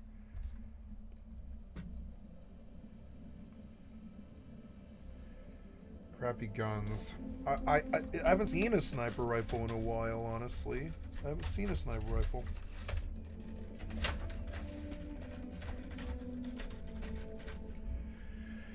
So, well, I got what I needed. I'm gonna go back to my ship then. Ship.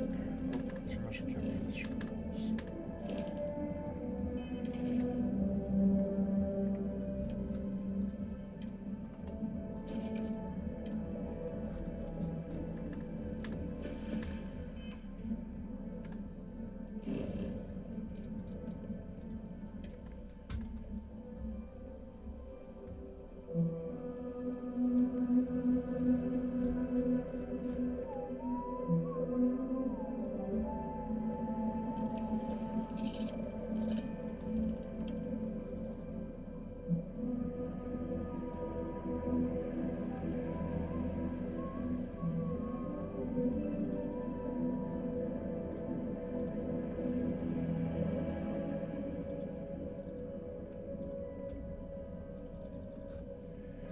I was randomly killed, but whatever. Oh good, I dropped the cops and they didn't kill me. Whoa. I don't want cops for killing them, so I'm just gonna run in. This place sucks, I wish I didn't have to come here.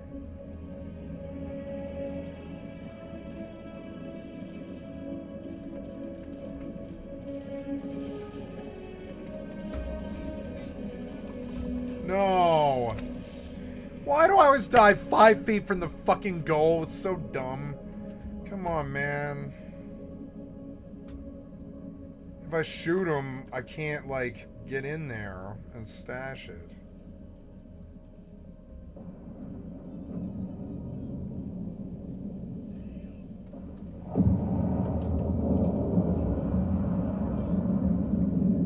Is there a non-lethal in this?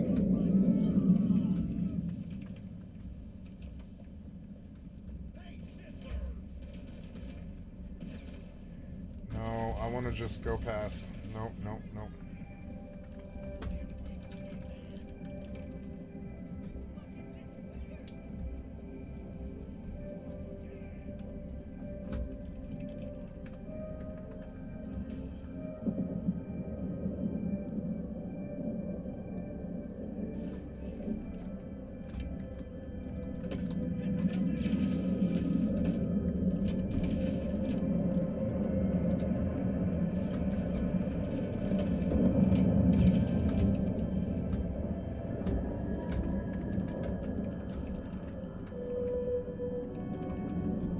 Everything's on fire.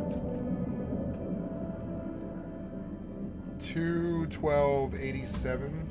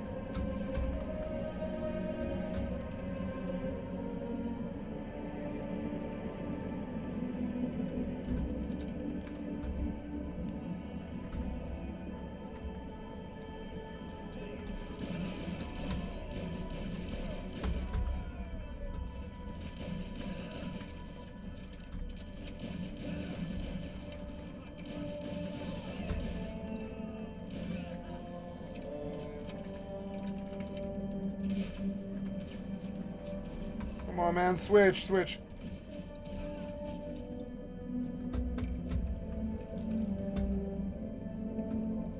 Should have a parachute. If not, I'll just die, I guess. Yep. Cool. So RP. I love GTA 6. Now just leave the area, go out to that pier, cut the cord and fall into the water, and that'll be RP. Nice. Stash house successfully raided. We got some good height here. I'm learning how to parachute better. Beautiful. Look at all that beautiful water and color. Man, I feel like I'm flying down the coast.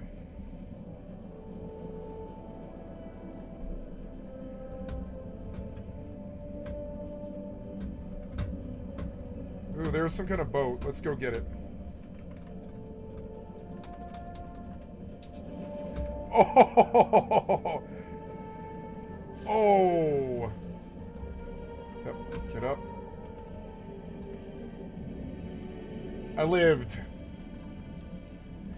Look, it's my submarine, I guess? Is that my submarine? I don't know. It's somebody's submarine. Yeah, isn't this my submarine? I don't know. I left it here, but I don't think I marked it.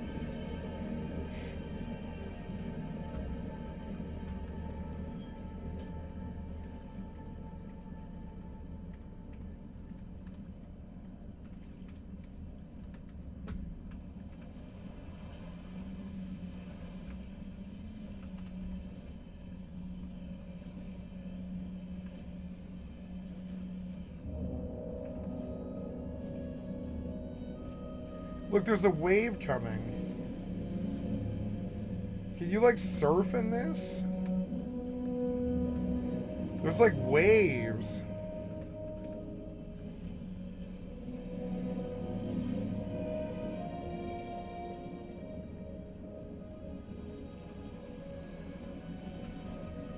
It seems to back up pretty well.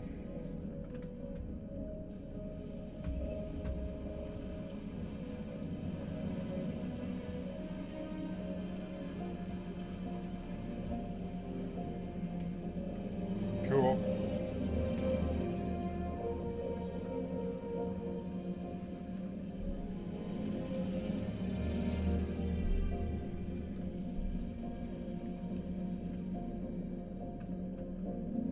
Oh, okay. It gives you like a okay, it gives you like a reverse control.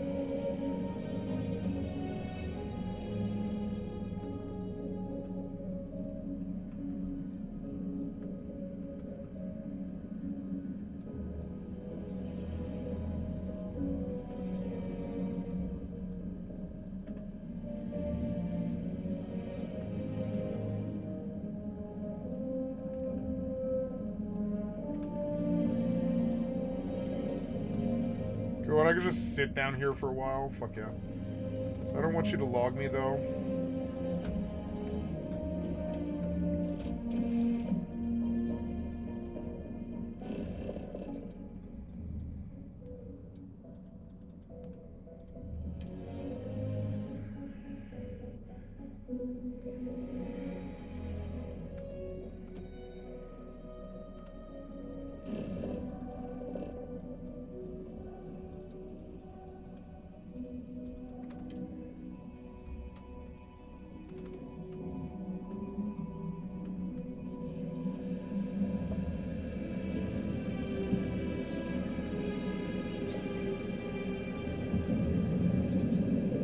Having a submarine is gonna be so fucking cool.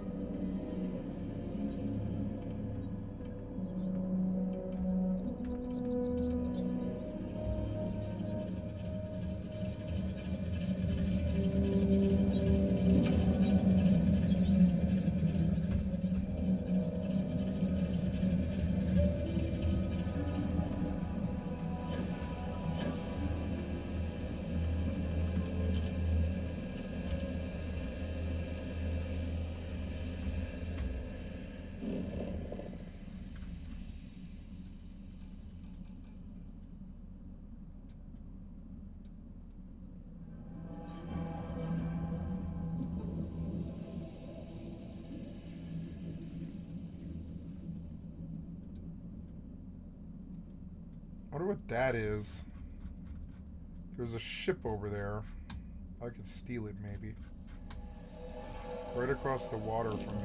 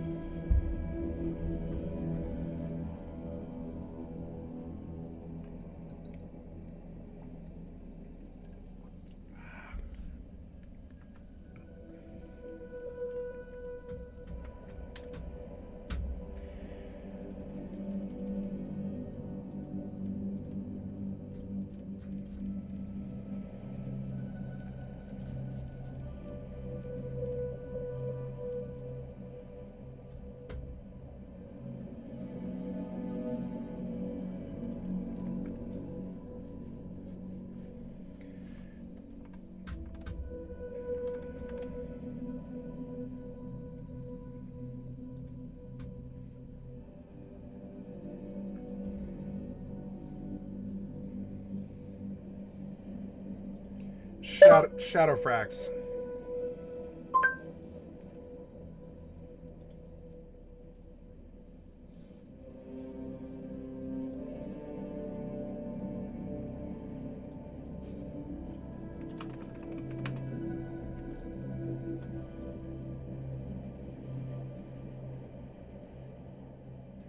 Is there a way to disable the loud, annoying sound ping when you use the microphone on YouTube?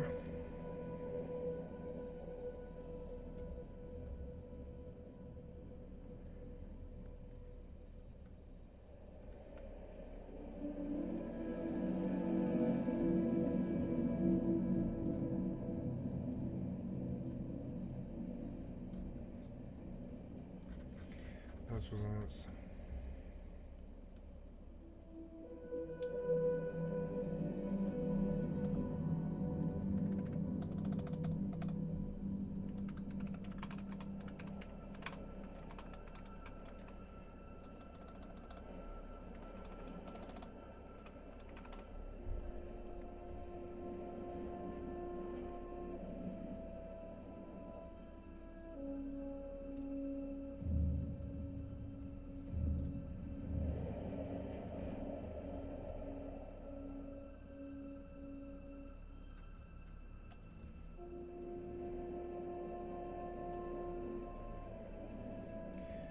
No. No, you can't. So, whatever.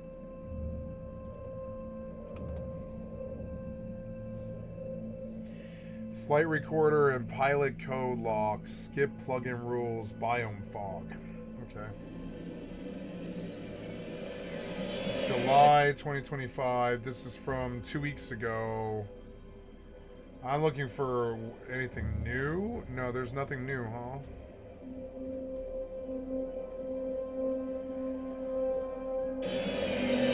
Greetings, survivors and friends. Shadowfrax here with the very latest shipment of Rust development scrap, with a quick roundup of what's now available to test on staging, some very important info for server owners regarding skins, and a first look at some of that new pilot-themed stuff. But first, the new menu's been merged onto the staging branch. I did cover this briefly before, but as you can see, there are now 4 tabs at the top, and a social section at the bottom, which will always be present. The first tab will either be the main screen with the latest news, etc., or the details of the current session if you're on the server. Then you have the Play tab with the server browser, where you can choose official, community, modded, etc. at the top, and apply all the usual filters on the left. Then you have the Store tab with featured, limited, and general sub-tabs, and the ability to... Oh, they redid the UI?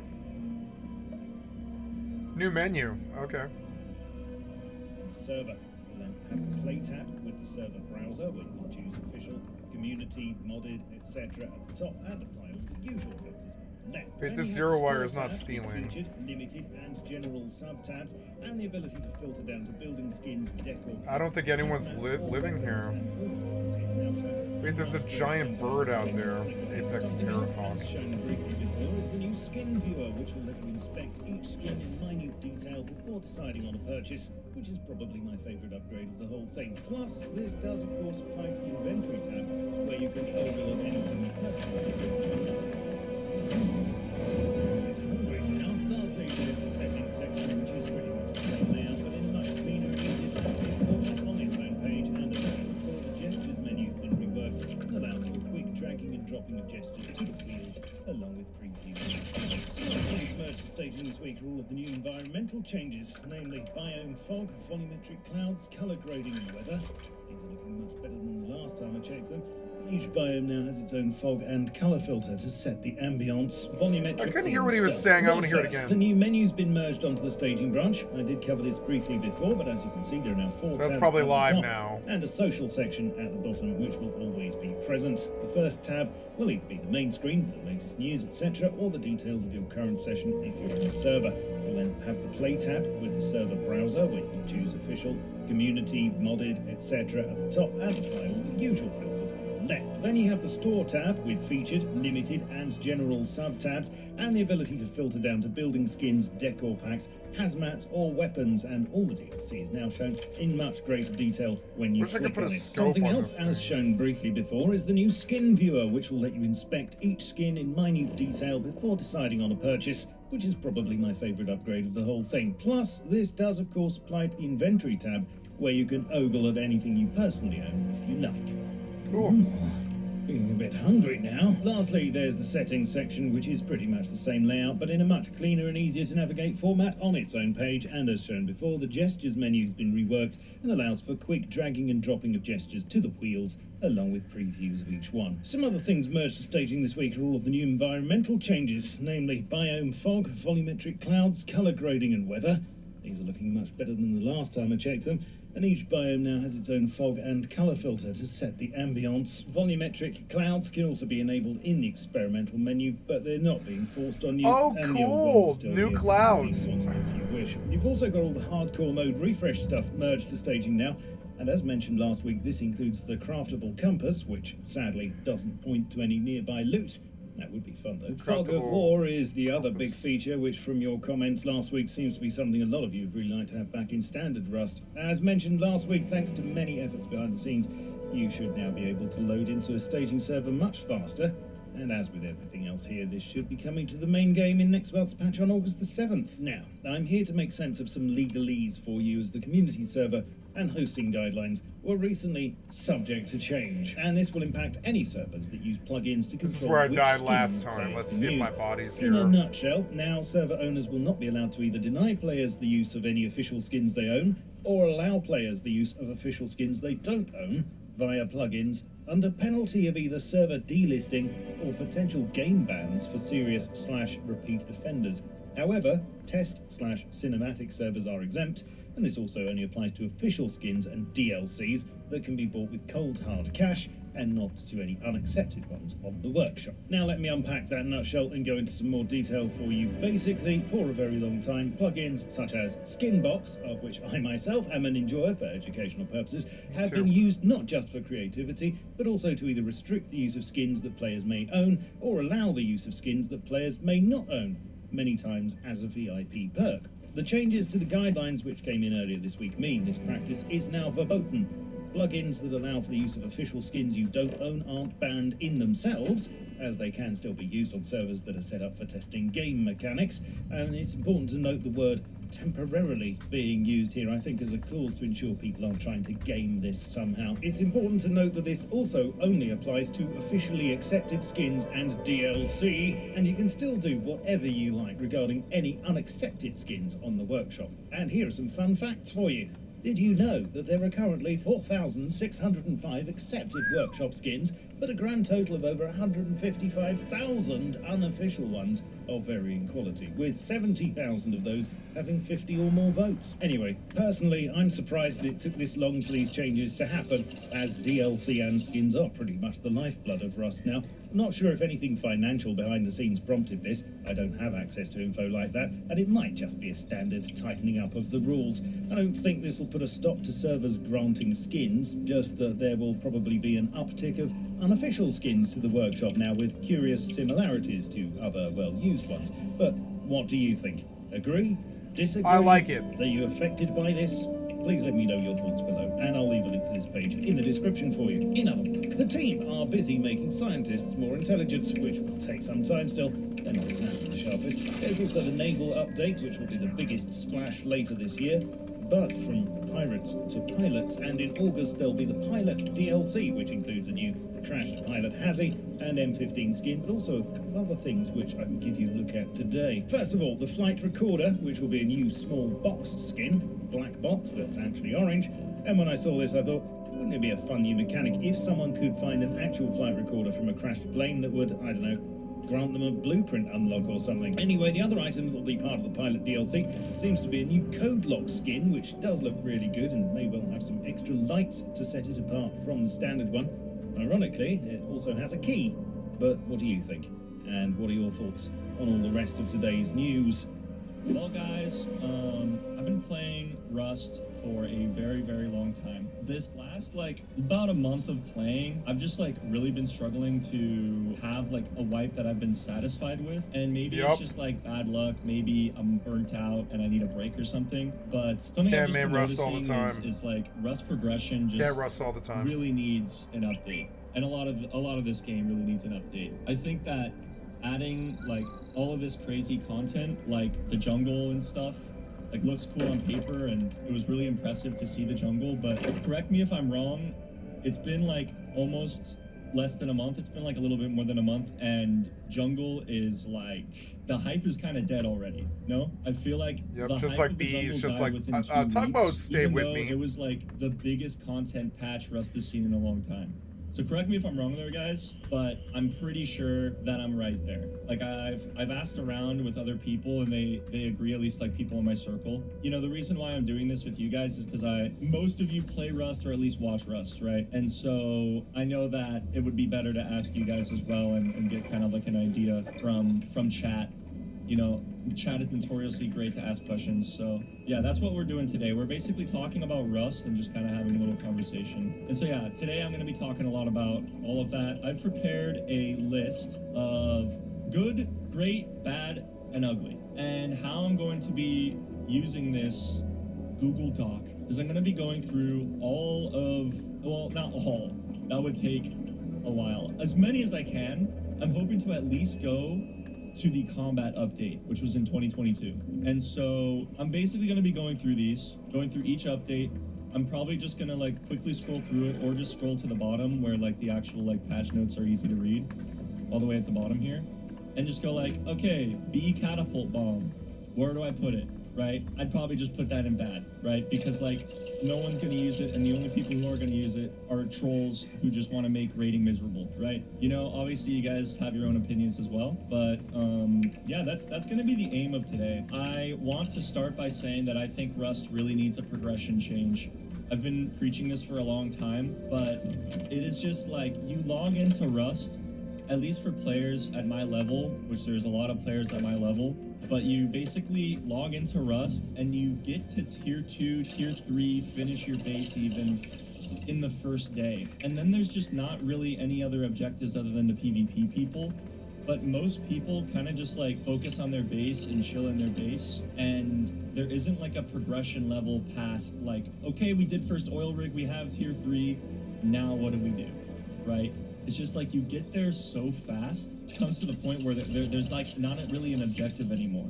The cargo swings around, and if you get a lucky spawn, maybe you can head to harbor and you get some good PvP there, or someone takes launch, maybe a big fight will happen there. But what I find myself really wishing for is just more things to do that bring people to those monuments. I think that when you open the map, at all times, There should be something at water treatment, there should be something at missile silo, something at sat dish. Like, you open map and there's 3 places to go. No matter where you live, there's something to do. I think that having things to do, a hotspot for people to go to, no matter where you live, would create so much. I think the game more needs zombies and it activity would on be the server. fine. And also, yeah, like you said, like Bradley launch fell off. Like, With the if XP launch pops system. off and you're not near launch, There's it's nothing pointless to go. do If except sit in your oil rig is base on and the wait other for side the of map, raid. You're never really going there unless if you have a mini copter. If cargo spawns in and it's at the top and you're at the bottom, you're not doing anything there.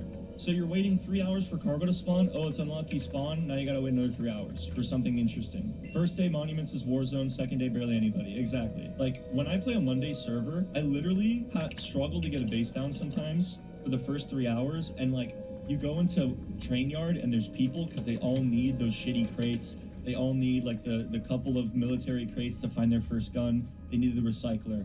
What happens to train yard after 6 to 7 hours of the server? It's dead because everyone is either running, one clan is running the missile silo, someone's running excavator, and then everyone's doing like labs and oil rig because that's where the best crate is. That's where the best crate loot is. So you're saying add a tier 4? No, I'm saying that every monument needs a massive revamp. I'm saying that there needs to be a reason to go to train yard, like there needs to be an event where you kill AI or something to get like a locked crate like Chinook.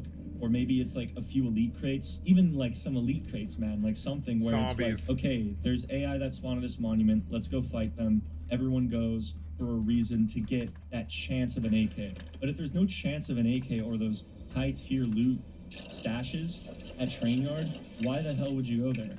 Like later in the game when you already have a box of comps, like there's genuinely no reason to go unless if you're hoping to find some PvP and happen upon some poor guy recycling with a P2. Right? Like, it's important to have those monuments for solos to go to, for small groups starting out and late in a server. They need, like, a low-key monument to recycle at so that they don't get jumped all the time.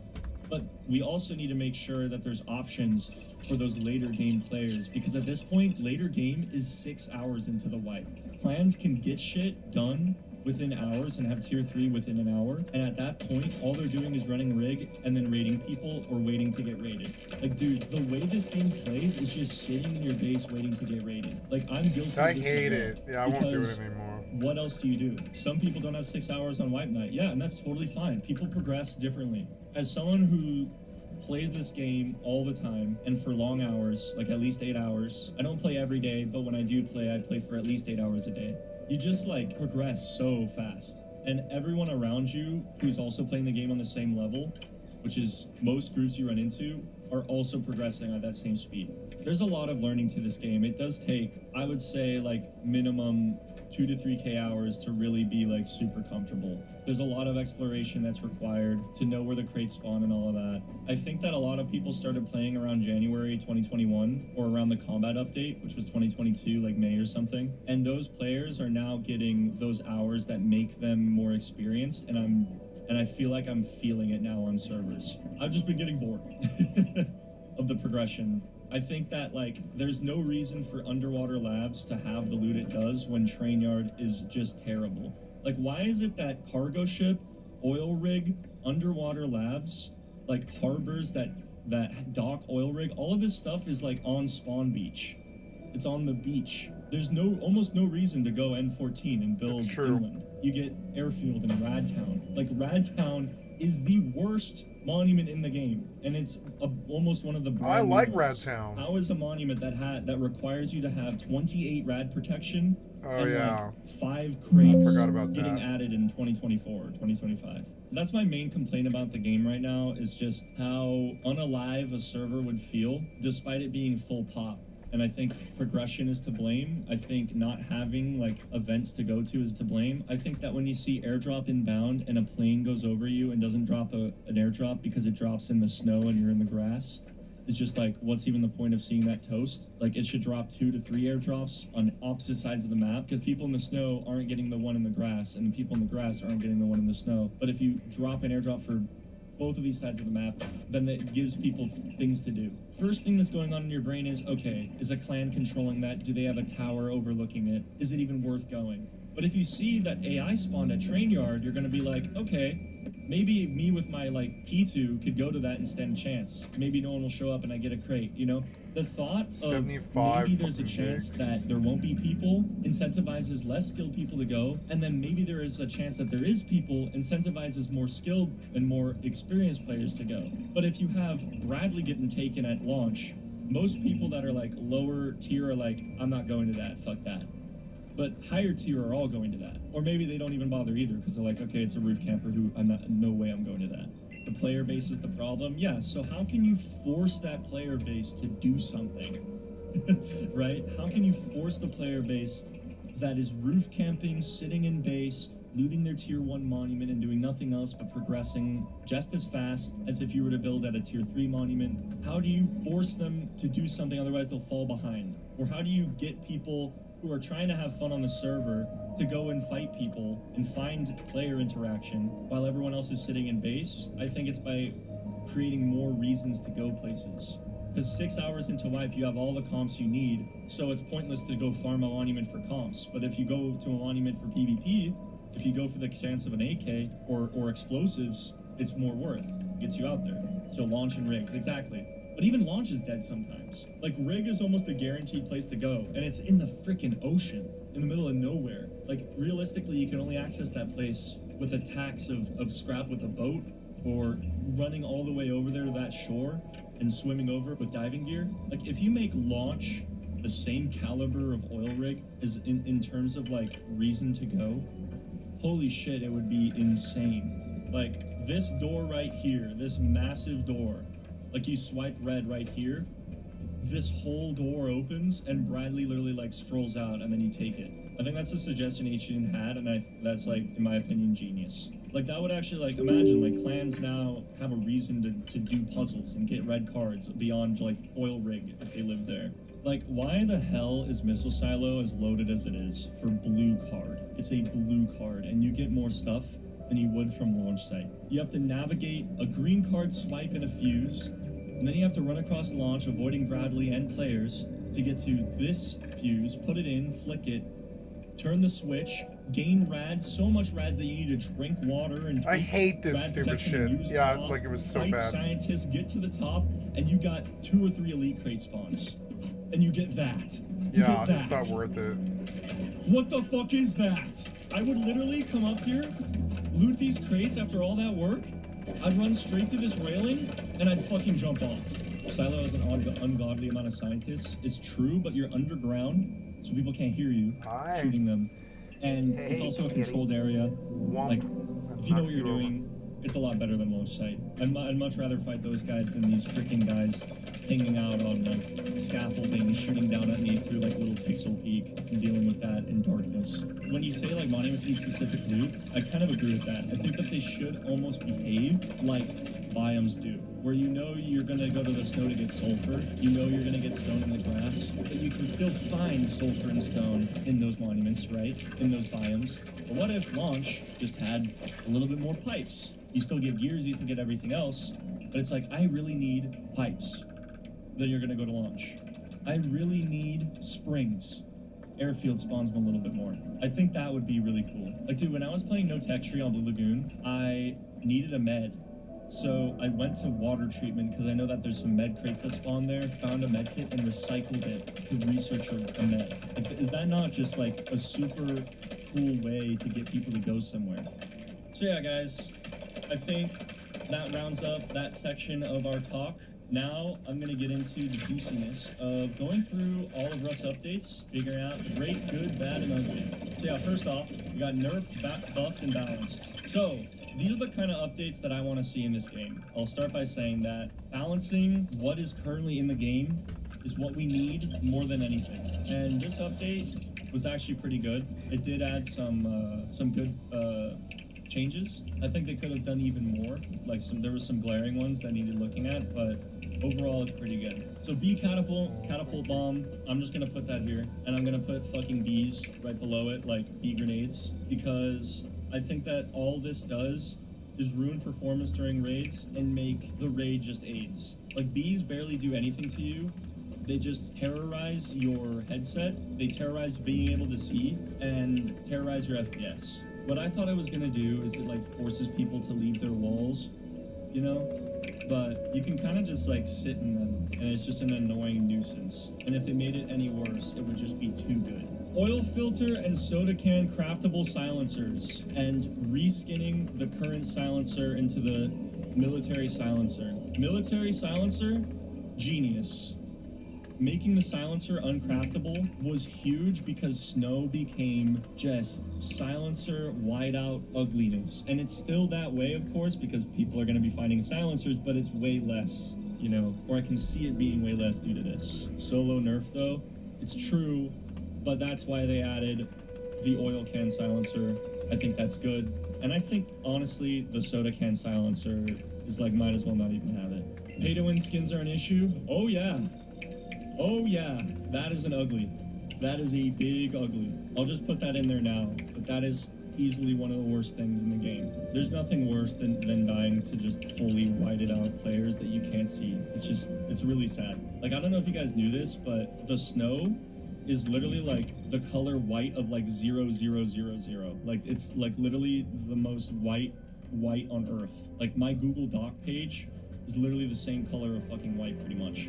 Yeah, when you have skins that are also the same color, it's literally like you just can't see them. So if they made it so that the snow looked like this more, like the whole ground looked like that or something, it would look kind of ugly, but, or like you see like that, this grass, maybe the snow is that color.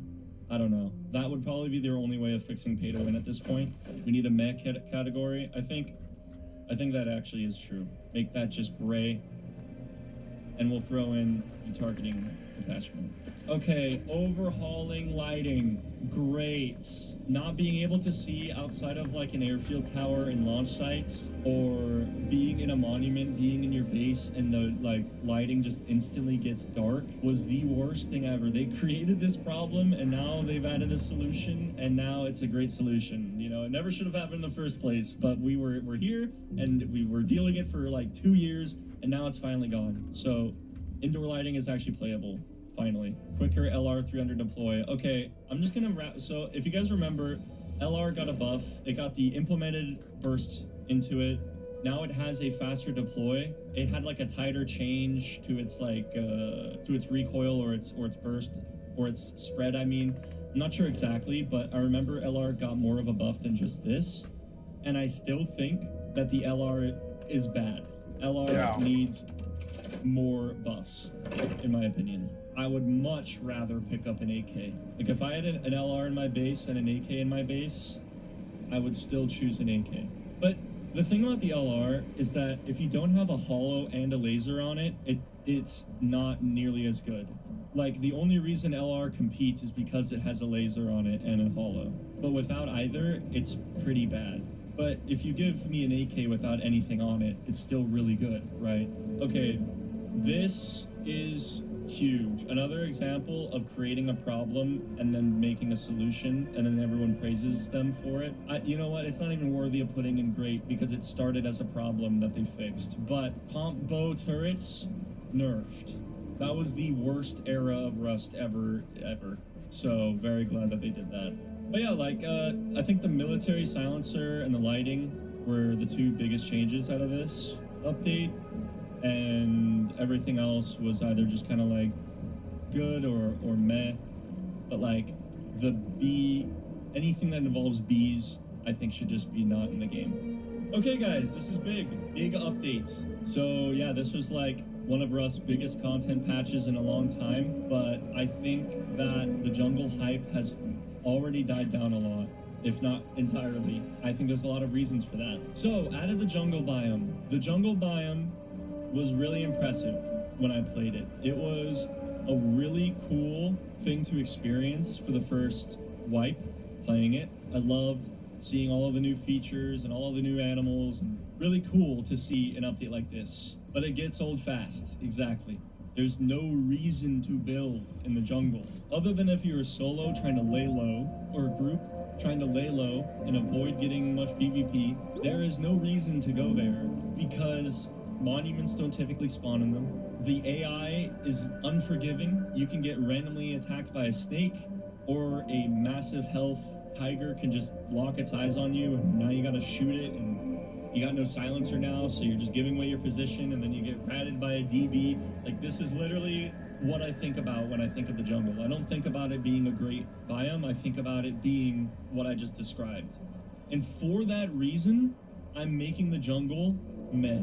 Because there is quite literally Me too. almost no reason to live there, but it's also very cool at the same time. Like, I'm not gonna say that it's bad, but there's just no reason to go Yeah, in it's the like jungle. it's okay. There's It's no as way content, to, like, it's progress fine. But further in the jungle. yeah, the because game needs monuments PvE aren't that now, and good, if they can't see it, they're bad everyone in there, developers. their best I always weapon thought is Face Punch freaking might be, but I DB don't know. I so really don't know. No one's roaming there. Yes, Yeah. Robin, I like that. I like that it's more like position skill and like you can become the master of the jungle.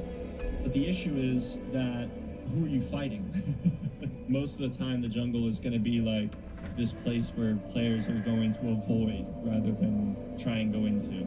Okay, we're now at the Ziggurat Monument. I think that this game desperately needs like more green to blue keycard rooms. We have 4, technically 3 monuments that you swipe green card to get blue. Satellite Dish, Sewer Branch, and both harbors. Like, I just feel like that is an extremely low amount. And then they added the Ziggurat, and they added Radtown, and we still don't have them. We need more puzzle monuments, but those puzzles need to give you better loot. All of those like crates that you can just like get from outside of a puzzle, I feel like should be inside of a puzzle. Like, obviously every monument should have crates on the outside of puzzle rooms, but you know what I mean. Ziggurat though, like, it's a cool monument, man. It doesn't have many crates. Oh, this I is think Ziggurat? This is just another myth. Oh, yeah, I It's saw not that really one, good Ziggurat, or yeah. bad. I just think it's kind of meh. That's The what that Recycler is monument great, but was? I went into, I talked to Face Punch before it got added. I'm like, yo, you guys adding a recycler or anything to this? And they're like, it's not currently planned. And thank God they added a recycler, because that place, if it didn't have a recycler, would be utterly useless. It's the only monument you can get the blowpipe. Yeah, and the blowpipe is going straight to bad, bro. Blowpipe is going straight to bad. I think that the incapacitate darts were like terrible, like really bad when they completely made you blind, and now they're just, it's just another thing. Like the bee grenades, it's just an annoying thing to deal with. Now it just makes your vision blurry and slows you down, and it's just like AIDS. It just creates pain. Why not just use a crossbow? Like, do you use a blowpipe over a crossbow? So yeah, I'm leaving blowpipe there. Jungle remnants monuments, I think it adds a lot of vibes to the jungle. I think there's nothing wrong with them particularly, but like, you know, since the jungle isn't like game changing at all, it's just another like meh thing. Boomerang, like, I think that it would be so cool if the boomerang was needed to like do certain monuments, like you had to throw it around a corner and it would hit a switch. If they did stuff like that, it would be really cool, but the boomerang doesn't even really work properly. Like, if you're chasing someone and you throw a boomerang at them, it just misses you while you're running. You have to be completely standing still to catch it again. And also, it's literally unplayable because a boomerang makes the sound and it looks like it's made of metal, but it costs wood to craft. So because it's literally unplayable, it's going in bad. Snakes, crocodiles, tigers, panthers. I wish there was just like a cool category, but the only reason they're in meh is because the jungle biome is in meh. Like, I just feel like jungle animals are also just in the meh because they haven't done anything to change the game. They're cool looking. They're not necessarily a good thing or a bad thing. Like, if they gave you like a special type of pelt to make different armor that was like interesting, then maybe that would make it good. So yeah, guys, what do you guys think? Like, do you guys agree with where I've like put the jungle and sort of all of its stuff here? Like, maybe I'm missing completely with how I feel about the jungle, but I just generally don't think it's good or bad. I had fun with it for the first wipe I played it, but now that it's going to be in the game forever, it's like the jungle is the thing that I avoid like the plague now. Oh my god, the water well vendor. Okay, so the concept of a water well vendor is good, but its implementation is bad. Like, here's what I think about it. I think that the water well vendor is good because it makes people go somewhere new and it gets you items that you may need, but it spawns in way too quickly. It spawns in on wipe, which means that you can spawn in, get scrap, and buy a P2. I think it would be cool if he asked for something other than scrap. I completely agree with that. What if he's asking for rad pills and he I gotta gives you pee, a I'll be gun? right back. That would be so freaking cool. He's asking for berries, he's asking for corn, he's asking for stuff like that. Like, people who are farming can go and take the stuff that they farm and get something cool like a SAR. That would be so cool. And then you don't even have to make it so that he doesn't spawn in right away, because no one's gonna have 40 red berries on wipe. But like, within a couple of hours or a few hours, maybe they'll have 40 red berries. And now, if you're playing as a farmer, which takes hours, you're also progressing to get a gun from the vendor. That would make him so good. Maybe those farmers will actually roam. Okay, premium servers. Premium servers is a great change. I think that will go in the great section. Everyone loves less cheaters, anything to be able to get less cheaters. Not to say that it's completely spotless, but it's a clear sign that they are trying things to get less cheaters in wipes. Now, when people first load up the game, they see premium before they see other servers, so their experience will be better. It is noticeably better, so I think it's a great change. Crafting updates. This was a huge one. I actually really was excited about this. Okay, so we finally get tier 2 cooking after begging for ages. At least I know I was, I know my girlfriend was, I know people like Shadowfrex were, I don't know how many other people were, but this is awesome. Crafting update. Cooking workbench, I don't know if that's a great or a good change. It's a good change. Like, it wasn't amazing. It could have been better. Amazing? No. I think that it's a good change. But it brought me back to the game. Yeah, exactly. Like, these are the kind of things that get people excited about. Engineering workbench, I think the engineering workbench is actually a great change, especially if they lean into it further and make it so that tier 1, tier 2, tier 3, like those tech trees, like if they change the tech tree system even more and like throw garage door and some deployables into the engineering workbench and remove guns and being able to tech tree at all in the other workbenches, engineering workbench could go even further and really stand out as a great change. But I do not like some of the features of the engineering workbench. I don't like how it costs so much more to get car parts now, because you have to go through like all of the tier 1 and tier 2 parts to get to tier 3 parts. It's so expensive to get to camper van, and also it's not like default. You have to learn it. Okay, on second thought, I'm starting to rethink this. As an electrician, I hate the engineering bench. Tier 1 used to be fast track to base lighting, now it's a bloated path. Yeah, I mean, I don't know what I would put it in then. I think it can be a good or great change, but they need to work on it more. It's a has potential change. Okay, I'll throw it in meh then. Okay, armor slots. This is a pretty big change, like the armor slots and the craftable inserts. This is a pretty big thing and like a discussion that people either like or they don't like. In my opinion, I like it. And the reason I like it is because I like variable stats to armor, to weapons, whatever. I love variable stats. And so when I loot someone now, and it was like some primitive guy with a P2 and I have like a better gun, and I loot his body, now I'm like taking his wooden pants if they have 3 slots, because I'm like, oh, that's pretty good. I'm not gonna go as far to say that this is a great change, but I will say that it's a good change. Armor slot, armor, and armor plates. Yeah, okay. I think those are the main things from the crafting update. Oh no, primitive. Here we go, guys. All right, primitive game mode. Like, I can respect Primitive was so bad. Game mode, but in my opinion, it wasn't a good use of resources. I'm gonna put it here. Nope. In meh. Bad use of resources. It's just like so much time was spent into making this game mode that I think could have been spent elsewhere. Like, I'm not gonna be a little bitch and say that it's bad, because I want to say that it's bad, but I've never played it. I've never had interest in doing it. I know some people might like that gameplay. Just like how I'm not going to say that softcore mode is bad. I might even go as far to say that softcore mode is good for people learning the game. Yeah, it's definitely not good or bad. Battering ram is definitely found its way into the meta. The only reason anyone uses it is because you find it. I think it's a little OP to be able to raid bases with nothing but high qual. That's the thing. Yeah, like if you place a battering ram, you can get through a base with 15 high qual or like 20 high qual by repairing it like once because it starts as repair. HQM is expensive, yeah, but you know what's more expensive is all of the BPs required to learn satchel charge, all the sulfur required to use satchel charge, the BPs required for rockets, C4, tier 3. But with battering ram, you can find that in a military crate, slap it down, and use some high qual right away. So, like, there's been times where I'm really happy to have the battering ram, but I think I'm gonna put battering ram in bad category. Even though I've had fun with it, and I've enjoyed raiding with it, at the end of the day, I gotta think about it in the long run. Using only high qual to raid a base, especially since you can just find it in a crate, is too much.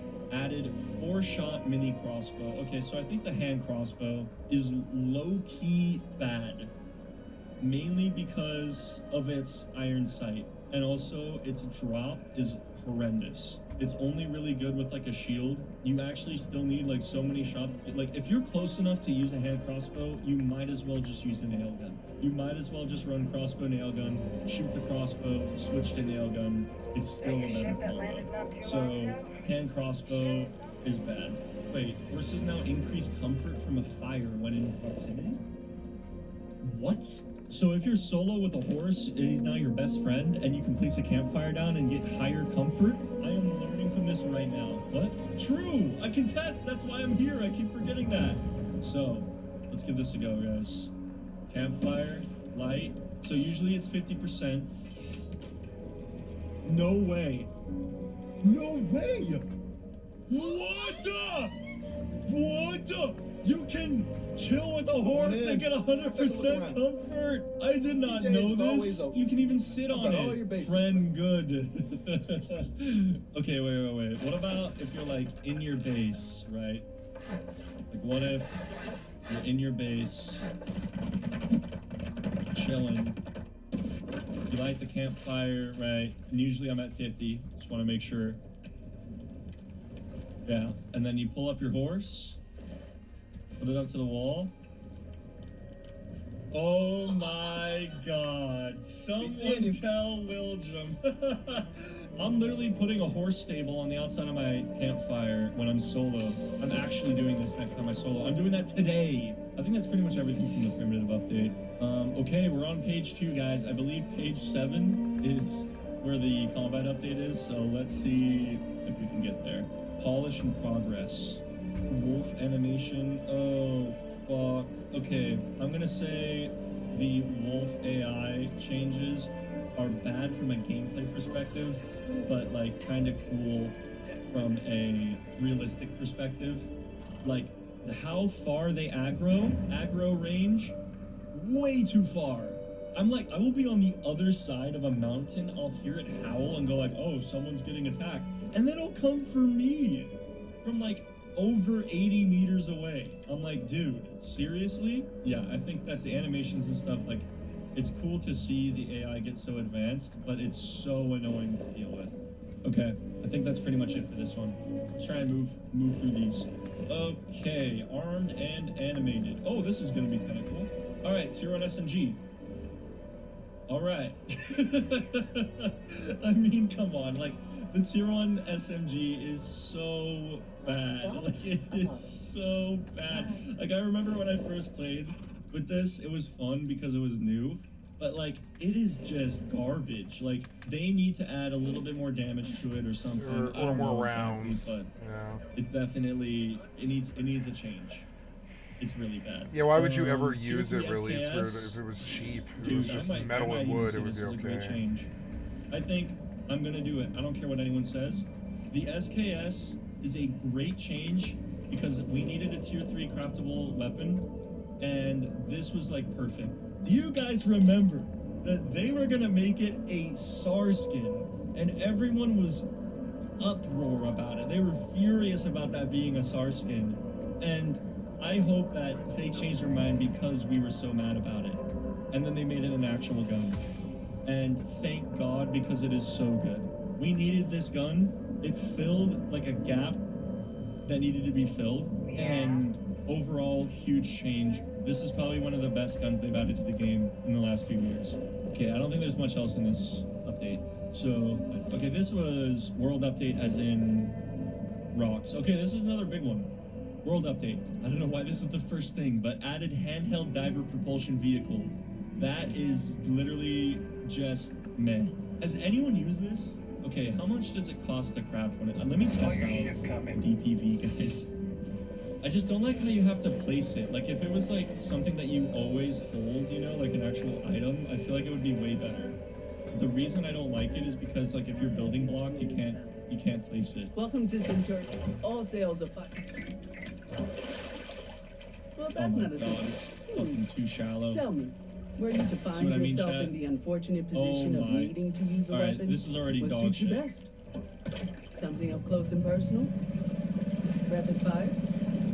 Is precision a consideration? Chat, I'm not convinced.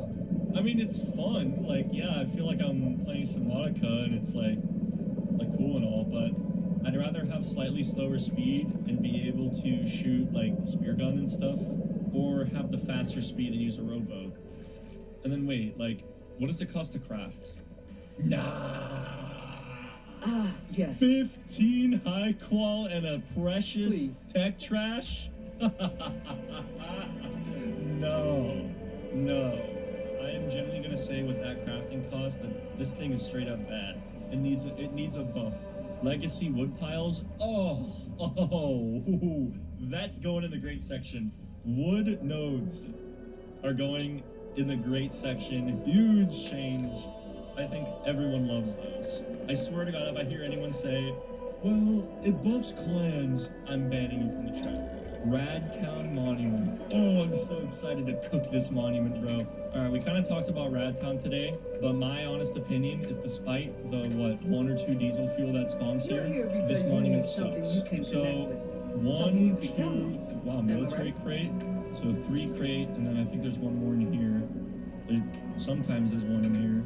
Okay, so 3 or 4 crate spawns in the main building, which, by the way, the main building requires you to have like 28 rad protection. You need more rad protection than launch site to enter this fucking monument. This building doesn't have a single crate. A lot of unutilized rooms in this building. It looks much bigger than it actually is.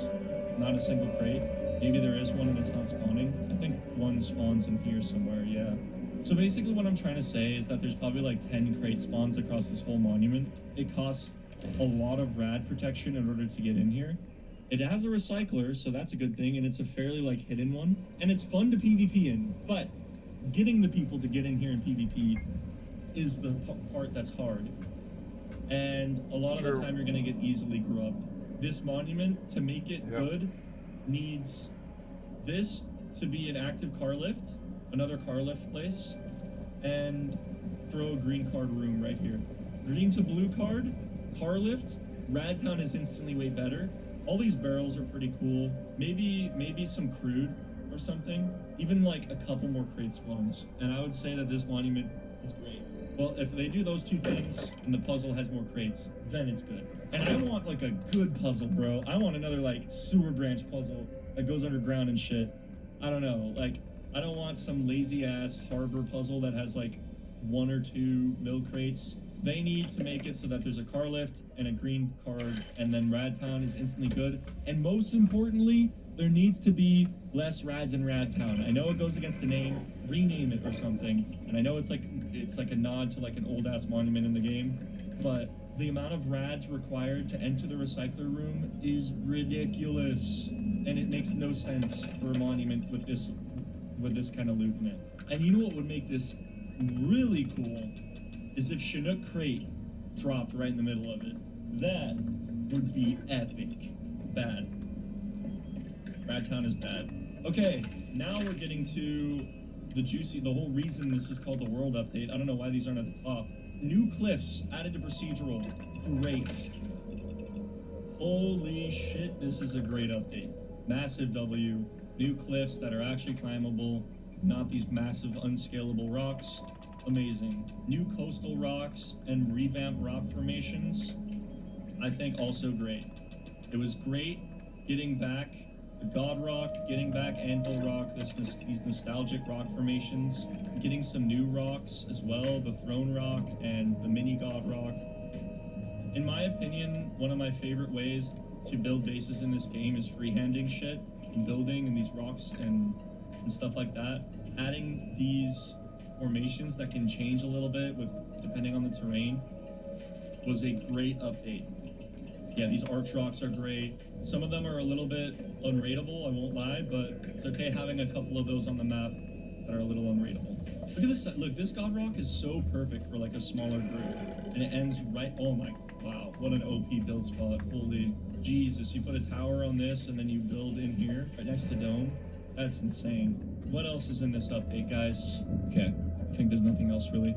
Cool, time to kill. I'm pretty sure this was like not a very big update. It's like the digital clock was the biggest thing. Oh, huge update.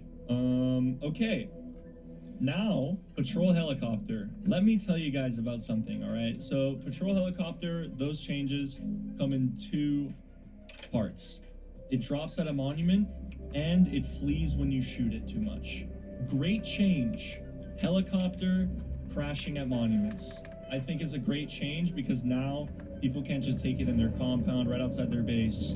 It crashing at a monument gives everyone a chance to contest it. Great change. Helicopter fleeing when you shoot it is a ugly change. It is so bad. Like, I don't know how they can hit so hard and miss so hard. Starfield, can you zoom in and out with the sniper scope?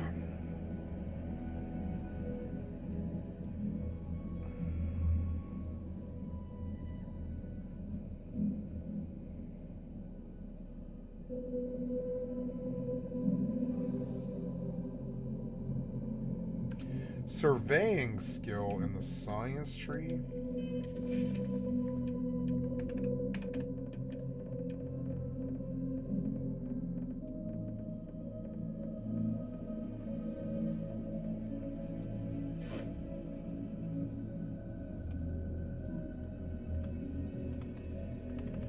Oh, okay, so I need surveying next, and that'll give me a better zoom. That's cool.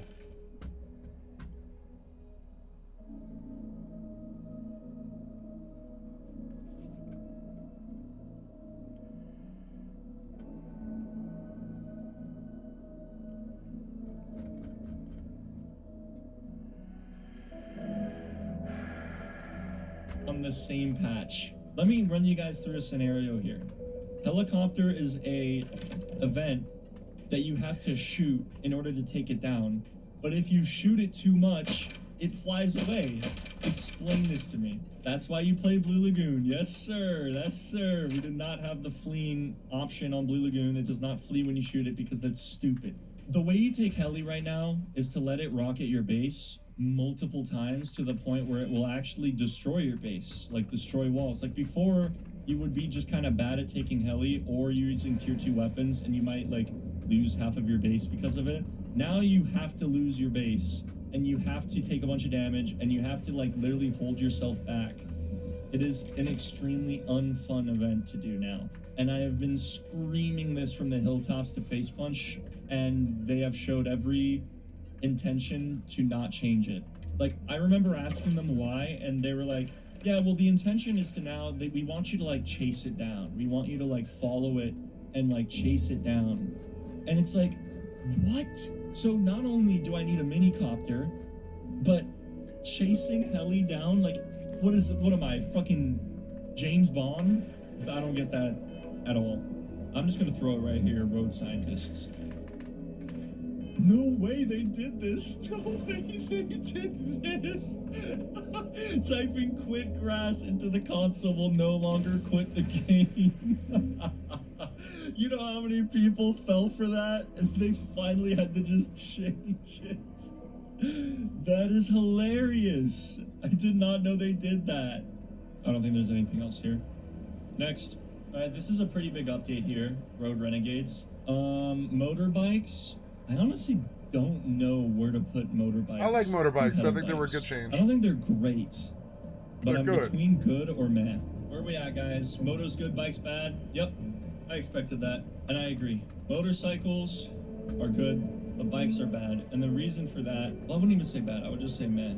I think that the reason for that is because bikes may be quieter, but because you don't have that speed, because you're like, yeah, very exposed, it's very easy to get picked off. And also, they run out of stamina very quickly. Yeah, it's just use a horse. Like, the bikes definitely need a lot more stamina, and they'll be a little bit better. And also, they need to not take damage as easily, because as soon as they lose some durability, they're like trash.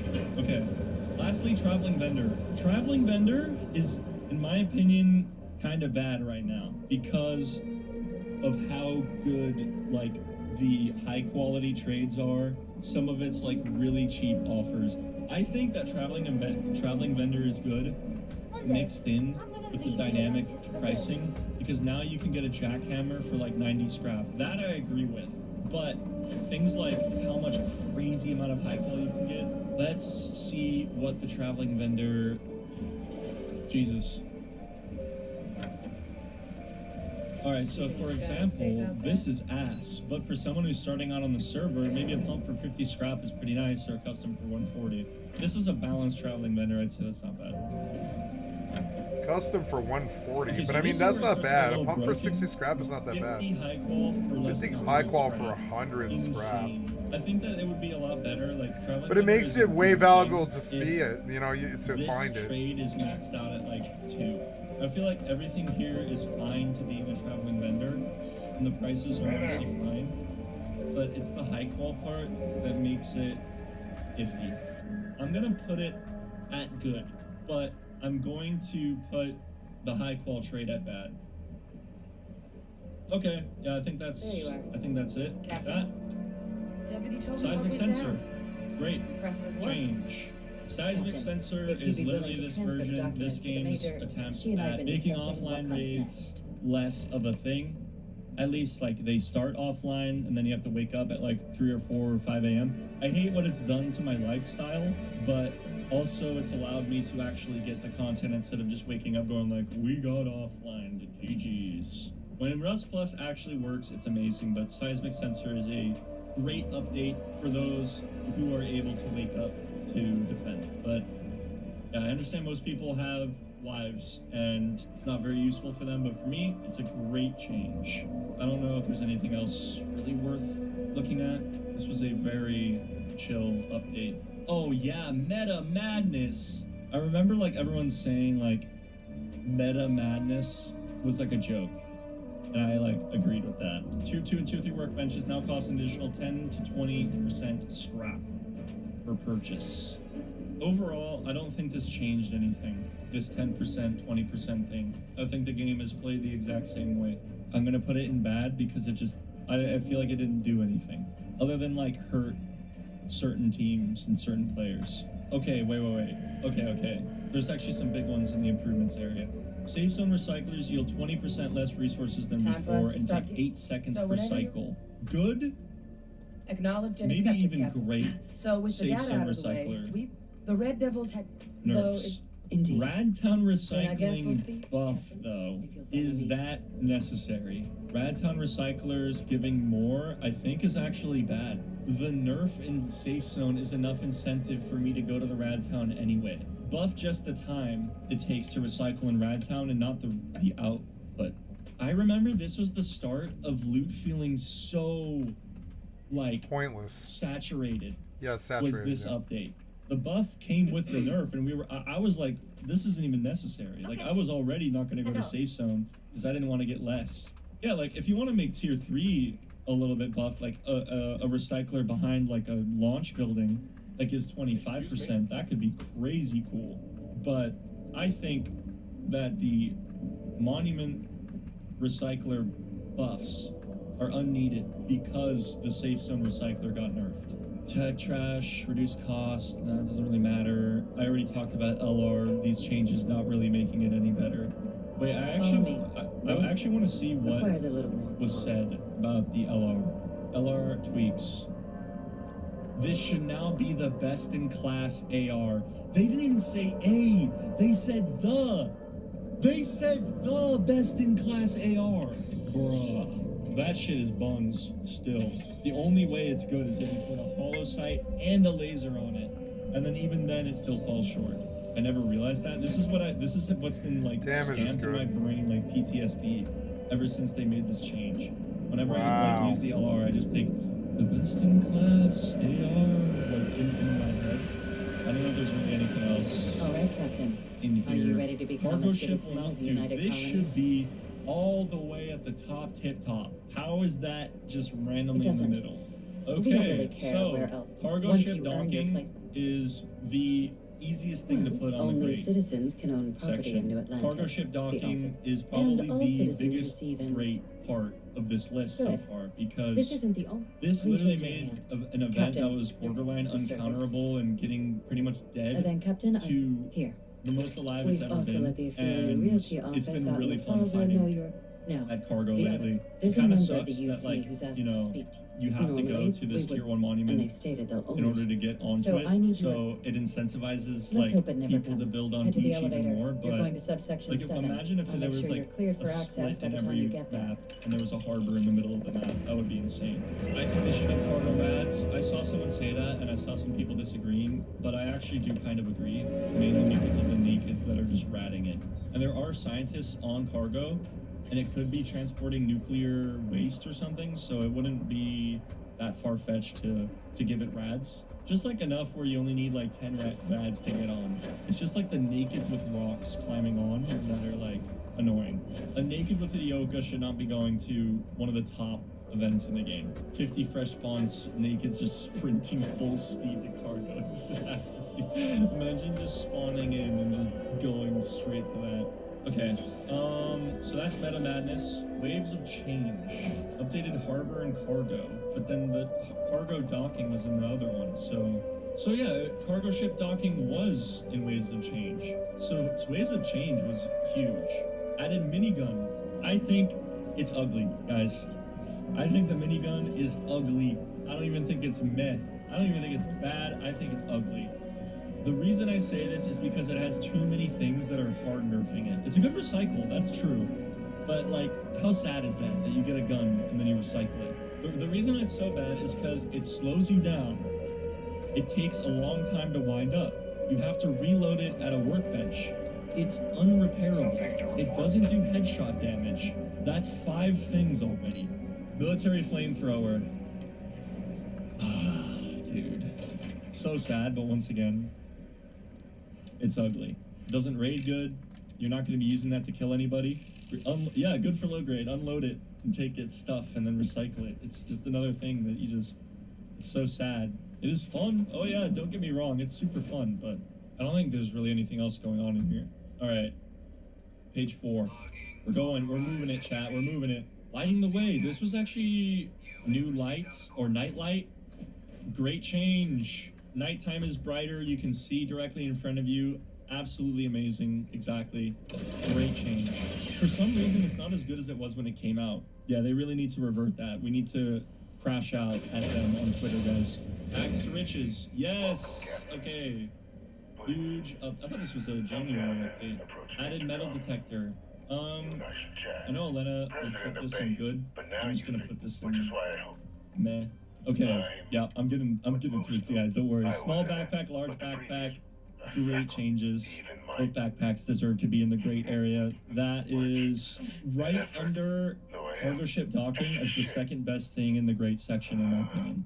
I think it goes like cargo ship docking, backpacks, maybe like SKS, and then like recycler nerfs. Yeah, like backpacks is like the second best thing in this list. I don't think there's anything else in this. Next, guys, we're getting far in this. Oh. Okay, we'll start with the first thing in the list: parachutes. I actually like parachutes. I will put parachutes at good. Now, the attack helicopter. The attack helicopter is going straight to ugly, bro. I have hated this thing from the day it was added, and ever since.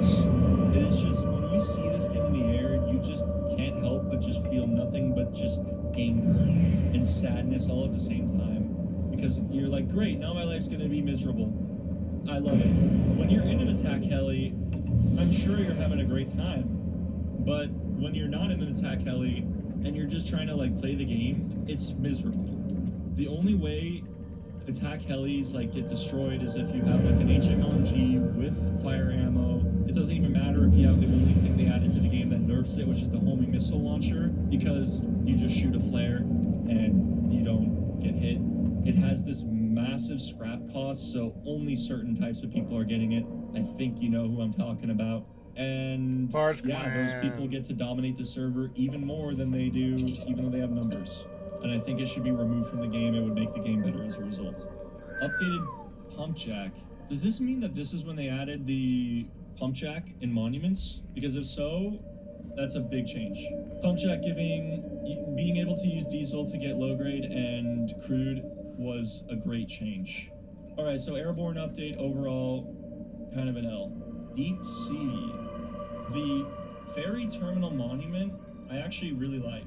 I think ferry terminal is good. Is it great? Good, definitely not great. Yeah, I agree. It's not a game changer or anything. New drivable tugboat. Wow. I don't know how I feel about tugboat, man. I feel like at first I was like, are you serious with this? It was fun to play with, you know, to like try it out. And then it's just so easy for it to get like submarine torpedoed. I think this is like either a meh or bad. I think that it's like kind of a meh thing. Isn't it crazy? Like something this huge is just meh. What else was like a huge thing? Jungle biome being meh. It is literally meh. Bags to battles. Is this when they added the new like model? Oh god, no longer than 15 respawn options. I think 15 is too little. I think 20 is actually really Looking good. to lodge a complaint? The reason I say that is because your base, if you have like a decent base, takes up like 4 or 5 respawn points. It's got good things about it. It's got pros and cons. Oh. So 15 bag limit might just be a meh thing. Or late. It's especially annoying when you are yourself, at your bag limit but and you're trying to place they call bags it for the a friend. warlock. Okay. Maybe this- a part of your theory. I don't think there's anything else in Sure this. thing. Okay? Here. Rust. Go get Trying your to man. tune into a little bit of lore here. New monument, missile silo. Missile silo is a busted ass monument, but it's also a very fun monument and it's good. I think that it's kind of broken for blue card. Almost should be red card, but I think overall it's a good thing. It does only have one exit, so it's very easy to get camped, so I think that it's like overall a good monument. I think that's pretty much it from the missile silo update. Ooh, wait, this is a huge update. Industrial. Yeah, everything industrial goes straight into great. This is all great stuff to have in the game. Auto sorting, auto smelting, auto crafting. Really just a great update. Electric furnace. Auto sorting. Amazing. Straight into the great category. And then the rest I just consider industrial. It's great. I don't think there's really anything else going on there. Hardcore game mode. Okay, this was a pretty big update at the time. So hardcore game mode was a great idea, bad execution. There was so many good changes, like a max of a certain amount of sleeping bags, not being able to use the map was so cool. No safe zones was so cool. Tech tree, I thought wasn't tech tree disabled? I don't know, but exploring Rust without a map was just, it felt so cool when you would find something that you're like, holy shit, no one else knows about this. Yeah, but obviously it failed because no one played it, and I just don't think they did enough to make it interesting, so unfortunately, it was bad. There's not much else about that. Train yard unloading. Underground railroad connecting the train yard, so yeah, Rolling Tower is honestly pretty ugly. I think Rolling Tower is ugly because it's a lot of work to do this. You have to go around the entire map, and you have to jump out of your train like a bozo and like attach them and do all this shit. And then you need to take it to train yard, and you make all this sound, and you need to sit there and unload them, and then you got nakeds like unplugging them and griefing you, all for like stuff that you could get in the same amount of time, if not less, and it would be a lot safer with a jackhammer. Yeah, I think that the train yard unloading, I'll just name it that, is actually ugly and needs major buffs. But it's like a cool way to farm. It sounds interesting, but yeah, exactly. In reality, it sucks. Molotov, that's actually huge. Molotov is a great addition. Okay, I don't think there's much else other than that, chat. Oh my god, we did it, guys. We made it to the combat update. This is gonna be the end of today. 4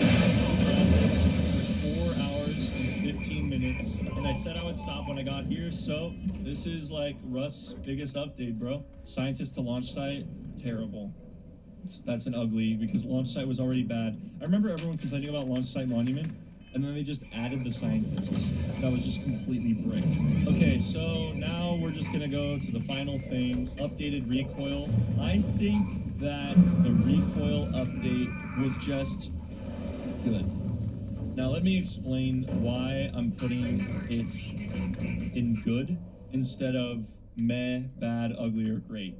When I was playing this game before the recoil update, it was actually pretty miserable when it came to long-range fights, because you either needed to dedicate your life to learning the recoil in aim train servers, which wasn't even the real game, or most of the time you're most likely running into scripters. It just sucked because you couldn't tell if someone was cheating or not.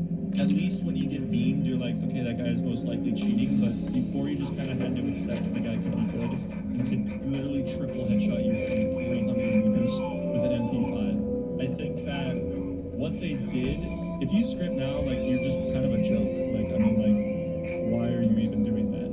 Because, like, the actual aim cone is what's randomized, so you're just kind of like a pleb if you're scripting these days. But before, it was like game changing if you were scripting. If you were scripting in the old recoil, it was literally game changing. That was a huge reason why it sucked. But it also obviously was not friendly at all to players who were trying to play the game and learn. When your wall to play the game was like thousands of hours in order to compete, it was pretty rough. Like, I feel like now you could like actually kind of stand a chance with like 1K hours, even 2K hours, but yeah, it was just like an extremely unfriendly recoil for newer players.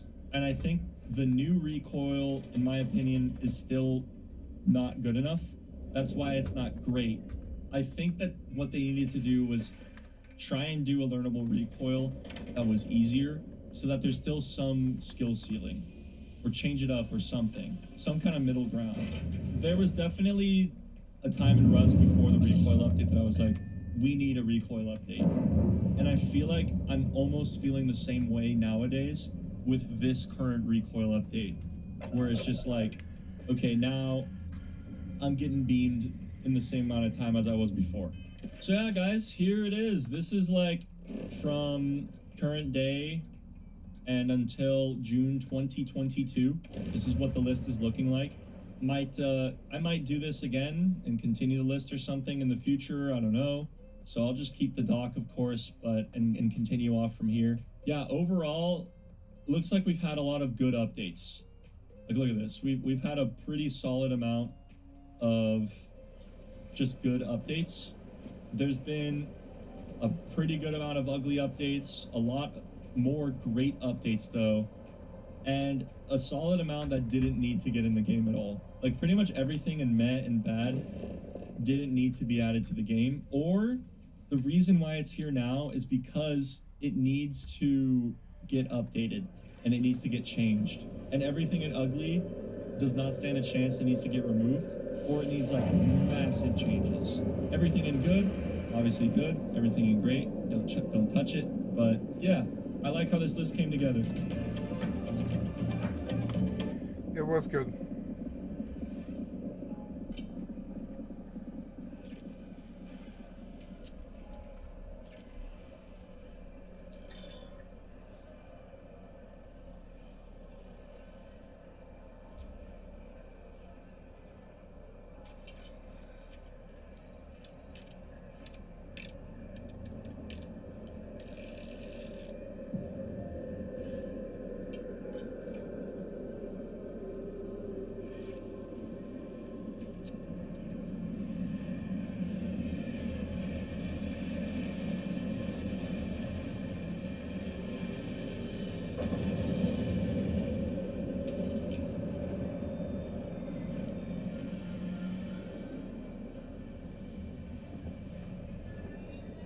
playthrough, but I will say I've now gotten a lot more focus on this game just due to the fact that it feels so strange.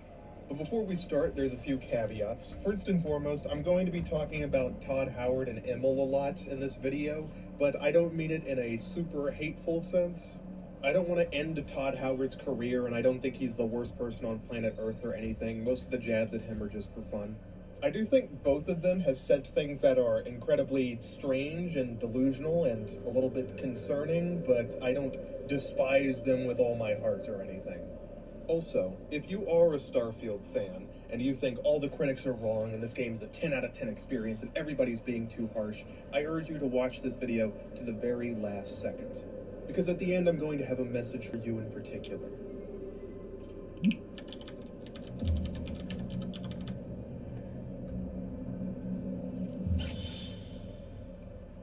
Starfield's glorious tale begins before Starfield even came out.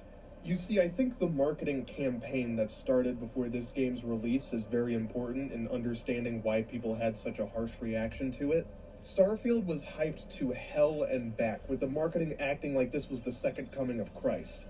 It's got our biggest cities yet, it's got thousands of planets, tons of adventures, a bajillion quests, and was generally hyped up as being the next big space game, the next big Bethesda RPG with tons of depth, complicated systems, and just an overall amazing experience to be had. That isn't just a backdrop. That moon is actually there orbiting the planet. Yes, you can visit it too. You see that moon over there? You can climb that. Except, it's not a real moon, is it, Todd? In fact, none of the planets that are floating around in space are actually physical. You can fly right through them since they don't have a hitbox. The top side of the planet isn't actually related at all to where you land. That's just a procedurally generated slice. So while Todd is technically true that the moon is there in the sense that they put a ball in the sky with no hitbox, but when you say it like that, it's not very impressive. And Bethesda and Todd are great at skirting the line of false advertising. They'll use half-truths, subtly disguise things, and overall do a good job at hiding the fact that they're trying to lie to your face to sell you a product. And sometimes they'll just directly lie. Like this quote from Pete Hines, which says that you can, in fact, walk around an entire planet, even though you can't. And he knows that. The fact that you can't do this was actually leaked prior to release, and Bethesda had to quickly confirm it. But the person who got the response here would be tricked into thinking that the game does actually support that, and would only find out and be disappointed after they spent too much time in the game to refund it. But Pete Hines left, and it was only through Twitter, so you can't get mad at us for publicly lying. And that's what Starfield's marketing was for the most part. Smoke and mirrors, half-truths, lies, deception, to trick you into thinking this game was way more complicated than it actually was. The most truthful line in the entire Starfield showcase was this one right here. Starfield is our first new universe in over 25 years, but it's still a Bethesda RPG through and through. Yes, it is a Bethesda RPG. In fact, that's all it is. Its genre is Bethesda. They're acting like this is something new and grand and that the technology for this kind of game just didn't exist prior to its creation. But in reality, you're getting things you had decades ago with slightly better graphics and a little bit of more polish. And when I say a little bit, I do mean a little bit. Despite all the grand showcasing of this game, most of it just feels outdated. A lot of the marketing for this game feels vapid, like there's really nothing being said. Like, for instance, when asked what the style of Starfield was, their response is NASA punk. Which, what the hell does that mean? Our mission was to convey the wonder and majesty of space exploration, to evoke the romance of the golden age of early spaceflight. And we've been referring to this approach as NASA punk. NASA, the United States government's aerospace agency, and it's combined with punk. So we have government punk. Right. Starfield doesn't actually have a style, because to have that, it would need to be a real video game, and Starfield's not a real game, it's a fake game. But I'll talk more of its non-existent style later, or I guess not, since there's not really much to talk about, since again, it doesn't exist. It's all an illusion, a fantasy that was cooked up by Todd Howard when he had a fever dream one time. The problem with basing things on a fever dream is that you kind of have to make sense of it yourself, and honestly, I don't think they succeeded. And most people would agree since they were heavily disappointed once the game finally came out. Now this is when I want to make my stance here perfectly clear. Some people, who shall remain nameless, might say that we were acting entitled when we overreacted to how bad Starfield was. I disagree. When a corporation comes out and overhypes something like crazy using half-truths and pushed marketing to make something seem way more impressive than it actually is, they shouldn't be surprised when gamers who are paying over $70 in some cases for this game are disappointed when they aren't given the thing they were Sweet, I got an promised. achievement. Everybody acts like we put companies to too high standards when the companies are the ones who set those standards in the first place. We have a company with millions of dollars, tons of talent, and decades of experience, along with tons of hits behind them, telling us that they've created something amazing and showing it off in the most dramatic way possible. And then they're somehow mad when we get expectations that are too great for them? If you don't want to have to deal with great expectations, don't set great expectations, or otherwise expect people to be heavily disappointed. Some people act like it's our fault when we aren't anything less than pleased when given a mediocre product that doesn't stand up to its competition. Now, a lot of people found Starfield mediocre. I'm not one of them. I don't think it's mediocre. I think it's just bad. But I cannot fault them at all for thinking that after being hyped up like crazy. In fact, people were so hyped for this game that the buyer's remorse was going into overdrive. There was a honeymoon period when people didn't realize just how shallow and empty the game was yet, where they were acting like it was the most amazing thing in the world. But that slowly started to fade away once the marketing hype ended. In fact, one of my friends originally loved Starfield when it first came out, but now they can't stand it. However, there was a point in between where they hadn't realized just how terrible the game was yet and were acting like it was something that was super amazing and actually really good. But I can't blame them. If you spend over $70 on a game with the expectation that it's going to be amazing and the game provides some generic fun for the first couple of hours, you're probably going to get tricked into thinking it's good as well. What made it even worse for Starfield was that it came out around the same time as Cyberpunk Phantom Liberty, which just blows this game out of the water. Not to mention that No Man's Sky got some free advertising in there too, since they've updated their game over many years to be much better than it was at launch, and it provides a lot of features that Starfield just doesn't. And guess what? You can walk around an entire planet seamlessly in No Man's Sky, and they don't even have to lie about it on Twitter. The truth of the matter is, behind all this marketing is a generic, boring Bethesda RPG that barely has an identity of its own. The marketing feels vapid, like they're saying nothing, because there's not really much to be said. It reminds me a lot of the game Dreamworld, which if you haven't heard of that before, it was essentially a Kickstarter project that was created by two people who had no idea what they were doing. They slapped together a bunch of generic purchase assets and then pretended like it was going to be a complete video game when it really wasn't. And a lot of the things said in the marketing are very similar to Starfield. From the highest mountains with waist-high snow, to tundra, to desert, to a Candyland biome, to a pirate bay with vagina and drugs and sex and violence. You'll see it all. From the rocks at your feet to the mountains in the distance, to the people and creatures that live in these worlds. That isn't just a backdrop. That moon is actually there orbiting the planet. Yes, you can visit it too. And the worst part is, this kind of marketing does work. They did manage to successfully fund this project and make the game. But the game had to come out eventually, and when it did, people were disappointed. Because no matter how well you sell something, eventually the product has to end up in the buyer's hands. And once that happens, all bets are off. No more half-truths, no more deceiving, just the product right in front of our very eyes. And what we got did not impress. The game received heavily mixed reviews and then later became overwhelmingly negative for a while. And years later, when the DLC came out, it received the exact same treatment. And that leads us to when it launched. At launch, it was hyped up by YouTubers for a little bit until everybody realized how shallow the experience was, and that died off.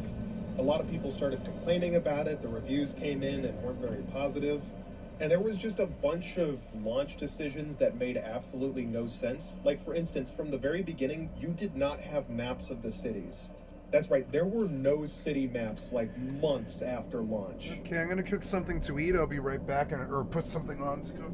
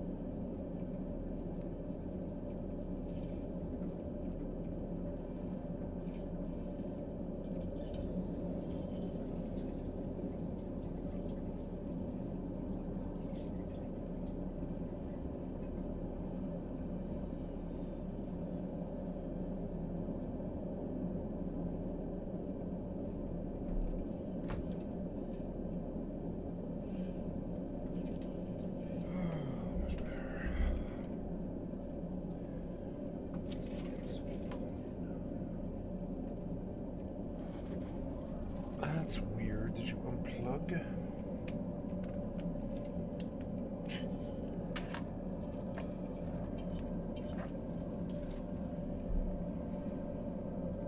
That to me is still baffling, a feature which pretty much every game like this has from day one just wasn't in Starfield and had to be patched in later.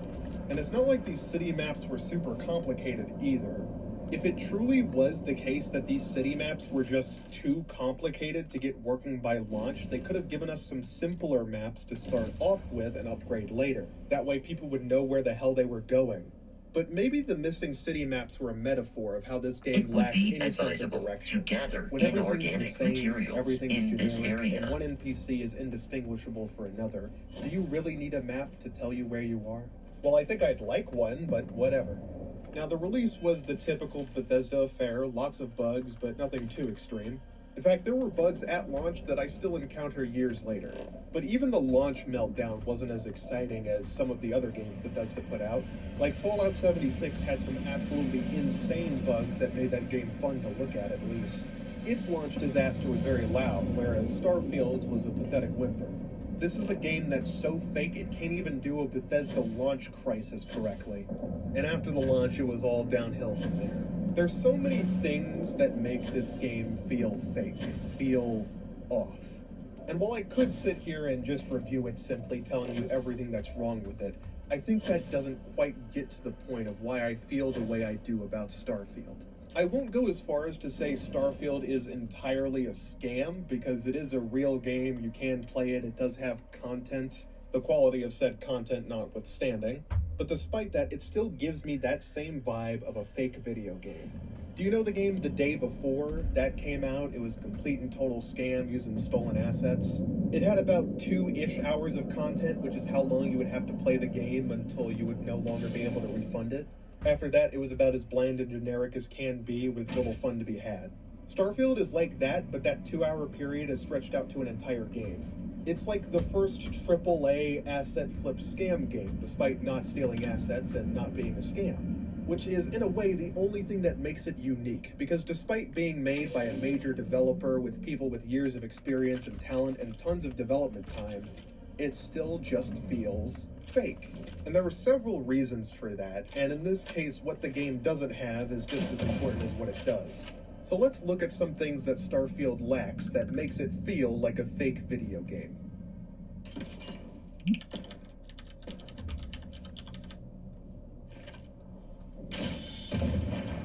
Starfield is a tale that takes place in the settled systems, with the main story revolving around the question, what's out there? We're all here because we're committed to the biggest question of all.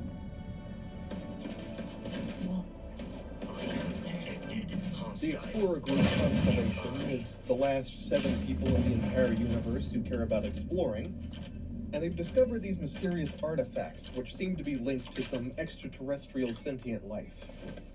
You start out on a mining company in some far-reaching corner of space, discovering one of the artifacts deep under the ground. So I guess nobody cares about exploring, but also explores different planets to find more resources. So, figure that one out. Whenever you touch one of these magic rocks, you end up having an acid trip, seeing visions of glowing lights and music. One of Constellation's members, Barrett, finds you and decides to take you away from your job. You don't have a choice, he just kind of says, nope, you're not working here anymore, goodbye. He gives you a bootleg Pip-Boy, which isn't as cool as a Pip-Boy, it's very actually along with a brand new starship and a companion, Vasco, who I still don't understand. You're told to fly back to the Lodge, which is where Constellation makes their home, and to not make any deviations. So you immediately make a deviation. Because there's pirates up in you, you now gotta kill them all. You, with your experience as a miner, go in and kill every single person there. It's okay, I took the bounty hunter background, so it's all good. You also get the choice to persuade the bounty hunters, but that would require me to talk about the persuasion system, and I really just don't want to do that. After all the pirates are dead, you fly to the city of New Atlantis to go meet up with Constellation, and some family-friendly NPCs. And these NPCs definitely sound like real humans and not like an AI trying to convince you to play this game for long enough so it can absorb your soul and take over your body. In any event, you all must be exhausted. Just give me a moment to coordinate some details with security.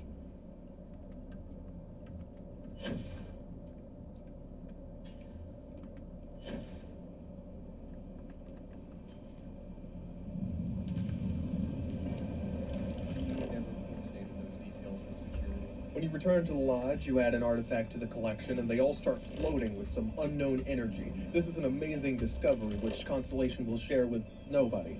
Are you honestly telling me that the future is so diluted that even when people discover literal magic, nobody cares?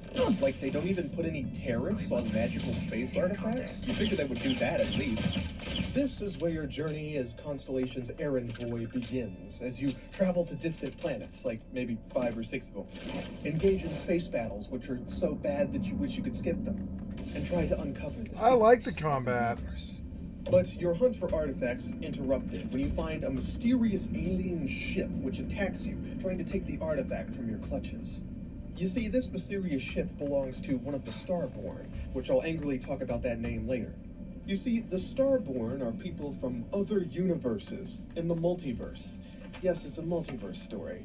By collecting all the artifacts and installing them on your ship, you can build an armillary, which will allow you to fly to the center of the multiverse, entering the Unity. After you enter the Unity, you leave your previous universe behind and travel to an identical universe that's also a little bit in the past, because gameplay reasons.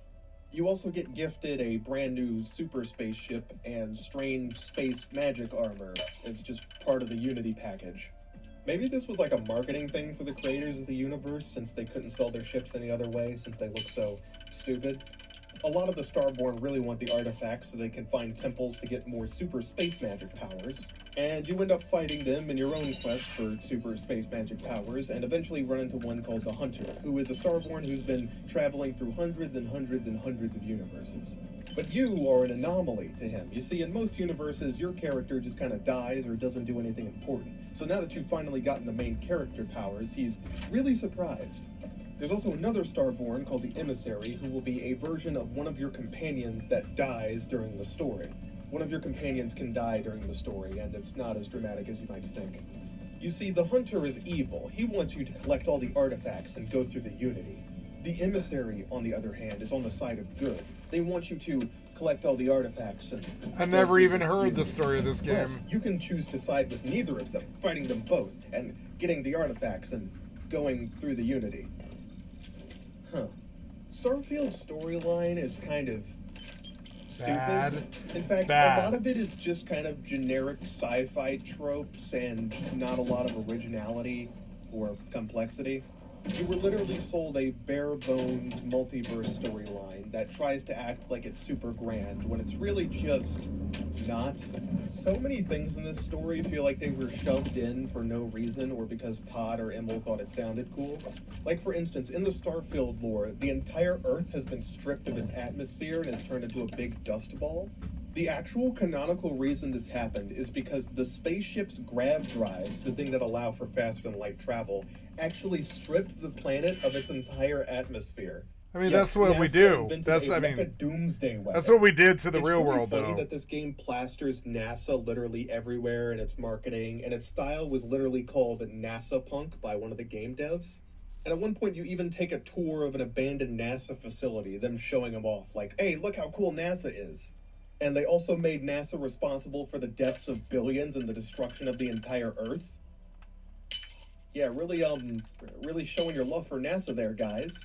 Imagine being someone who works at NASA, shaking hands with Todd Howard, being like, oh man, it's so great that you guys put us in your game. Man, I really hope that you focus on exploration, space. It's just things I'm so fascinated by. And they respond by depicting you all as psychopathic mass murderers who kill the entire planet just for a discovery. Also, can we talk about that? The way the Earth got destroyed is so fucking stupid that it baffles me. There was a small bug, just a tiny little glitch in the grav drive that destroyed the entire planet. And they fixed this by disguising a small tweak to the fueling pumps. That means that every single spaceship in the entirety of the settled systems, of which there's gotta be like thousands and thousands of them, are all mecha doomsday weapons which can wipe an entire planet off the map. And again, there were I mean, technically they are if you were to split the atom of their engine or whatever. They've been doing it for hundreds of years. You're telling me that these futuristic spaceship designers who can build new starships from scratch and recreate grav drives know less about spaceships than humans hundreds of years ago? All it would take is one starship engineer making a screw-up for the entirety of the planet New Atlantis is on to be stripped of its atmosphere and for billions to die. Again, no thought was put into this plot at all. They just kind of threw in that spaceship destroying the planet thing because they wanted to talk about philosophy. The rest of the story doesn't fare much better. Most of the companions are incredibly boring and forgettable, and they're basically cardboard cutouts when compared to their contemporaries from things like Cyberpunk or Baldur's Gate 3. Those games have actual memorable characters with personality, but Starfield can't have any personality, because that would require it to be a real video game. And Starfield's not a real game. It's a fake game. The storyline also banks on you believing that nobody else in the entirety of the settled system is investigating these artifacts or knows anything about them, and Constellation are the only people who care about exploring. This, of course, doesn't make any fucking sense because of the game's procedural generation sticking all these massive temples and spatial anomalies right next to outposts where humans are living. It's been like 100 years since we've unlocked spaceflight. Somebody would have stumbled onto these things on accident, and there's tons of people who own artifacts and just don't look into them at all. And Constellation is supposed to be this mysterious group, despite the fact they're just parked out right in the middle of the city where anybody can come visit them. If you take the perk that allows you to get parents, they're basically in walking distance of the lodge and can send you letters and just visit there whenever they want. So Constellation isn't this mysterious, strange organization. They're pretty out in the open. Everybody should know about them. The game has a bunch of different factions, like the Crimson Fleet, who are generic space pirates, the UC Vanguard, who are a military organization that will hire anybody who walks through their front door, the Trackers Alliance, try and guess what they do, the Freestar Collective, which are space cowboys, Ryujin, which is this game's poor attempt to copy Arasaka, House Varun, which is its space cults, and, you know, a lot of these are just really boring. I find myself struggling to play through the faction quest lines in these games. I really just want to shut the thing off and go back to playing Cyberpunk or Baldur's Gate 3 instead. But I'm here to suffer, and the storyline definitely provides. As mentioned before, one of the major events in the story is that the hunter can kill one of your companions. During that quest, you can either choose to go up to the Eye to defend a certain group of companions, or stay down at the Lodge to defend the companion you're with right now. Whoever ends up dying, it doesn't really matter since I have no connection to any of these characters at all. And when you start New Game Plus, you can actually avoid this death entirely, which is one of the few things that being a Starborn actually does right. Let's talk about New Game Plus. So this game doesn't actually have a real ending. A lot of build-up, but no ending. You get a little space slideshow in the middle of the Unity and then get shot into another universe, essentially continuing the game forever and ever and ever and ever. You can change some story events, but it doesn't really alter that much, and it's a mechanic that sounds cooler on paper than it is in practice. But hey, when you reset the universe, sometimes the Lodge can change. Wow, this game's so in-depth, guys, it's incredible. Oh, you can play for thousands of hours. Yeah, Bethesda added some small changes to the Lodge sometimes whenever you reset the universe, and they act like this is the biggest mechanic in gaming history. These changes only happen in the Lodge, essentially, and they range from Sarah Morgan being a potted plant to there being an evil version of you. Ooh. And these are cool, but I never got to any of them. Because in order to do that, you have to collect all the artifacts and reset the entire universe again, which is so tedious and annoying, and I kind of gave up before I got that far. Resetting the universe once felt like it drained a lot of my willpower to keep playing, and I never ended up doing it a second time. Again, there's a small chance you'll get it every time you reset the universe, so you might get absolutely nothing, or you might get Sarah Morgan as a potted plant. And as much as the Starfield fans want me to sit here in awe and clap like a seal because Sarah got made into a potted plant in one timeline that I never reached, this mechanic is incredibly small in the grand scope of things, and it doesn't make Starfield amazing. There's a chance when you reset the universe you can run into a version of Constellation that is made up of alternate variants of yourself. Whoa! And you can get yourself as a companion, because one of yourself wasn't already boring enough. The only companion I found myself caring about is the Adoring Fan, because he's kind of funny. And it reminds me of a better game. The only good companion that Bethesda could make in this game is a clone of a companion in another game. Incredible. Overall, Starfield's story is a generic multiverse plot that tries to make itself seem more grand than it really is. And that's part of why this all feels fake and artificial. This storyline is just kind of strange and really boring. And going through it, I don't feel like I'm on an epic space adventure. I feel like I'm on a treadmill, running and running and running, but getting nowhere. What's that? And the mechanics of this game don't make it much better. So I guess it's time to delve into that. Buckle your space belts, because there's a lot more to cover.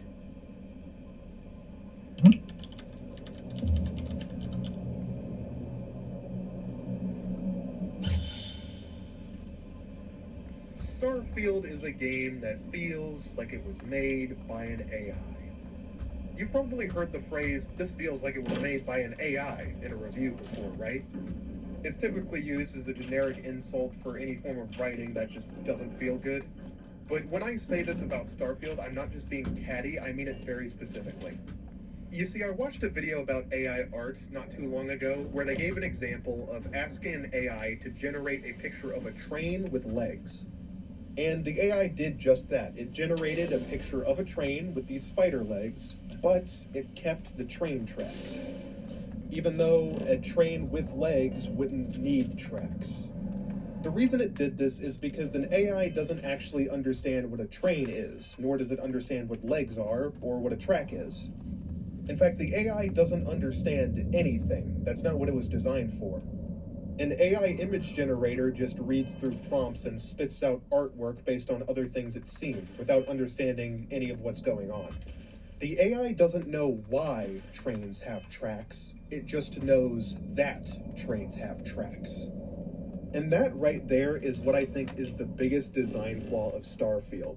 Understanding that games do certain things, but not understanding why games do certain things. This mentality goes far beyond the game itself. Todd Howard seems to embody this philosophy very well. There's an infamous quote by Todd Howard, and when I first saw this, I was baffled, to say the least.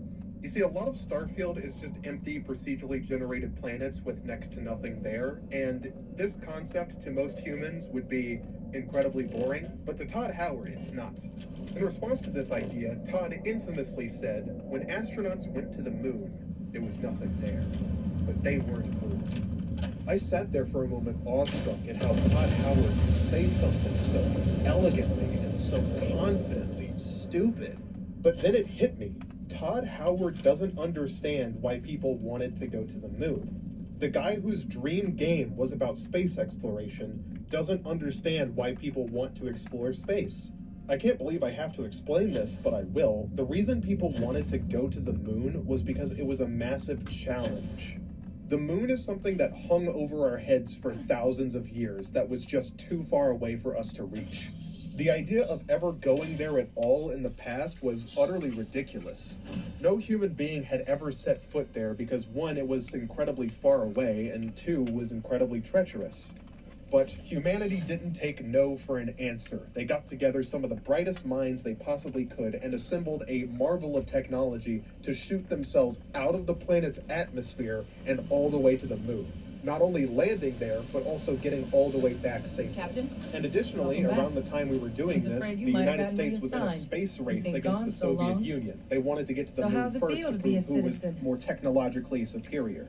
So not only was there a massive push to break boundaries, but there was also a sense of competition that pushed everybody to want to get to the moon. After spending an insane amount of money, an insane amount of time, and an insane amount of dedication, we finally managed to shoot a group of people all the way into space and onto the moon. For the first time in all of human history, a man managed to get onto the moon. Take a step onto a place no other person had ever reached before. When Neil Armstrong first got out of that pod, it was one small step for man, but a giant leap for mankind.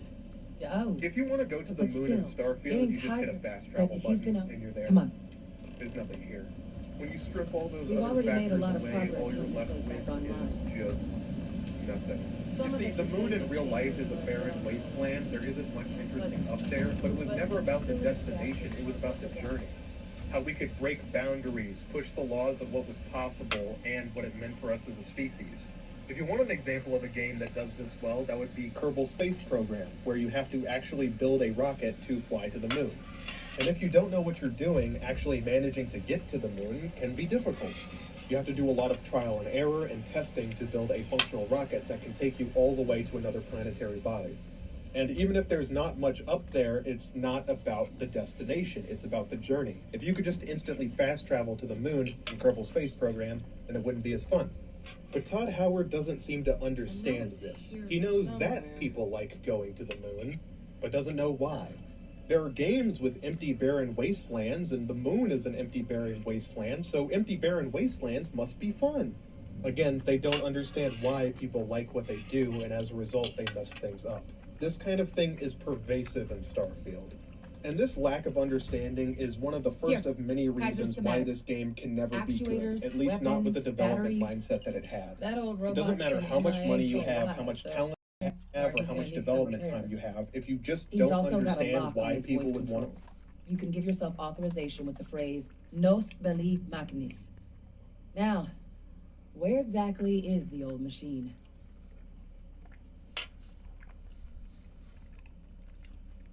Oh my god.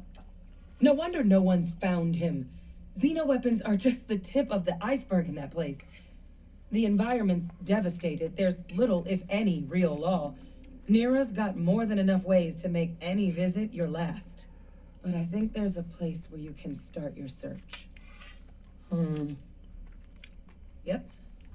One-of-a-kind salvage. Licensed to an Angelo Alonso. Goes by Gel.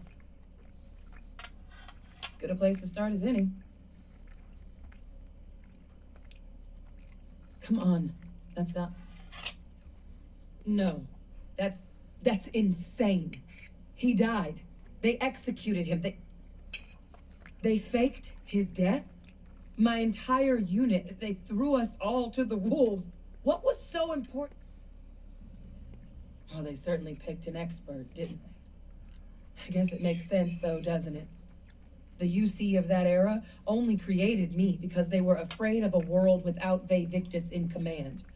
Why would they get rid of him? As long as I live, I'll never understand the loyalty that old bastard elicited.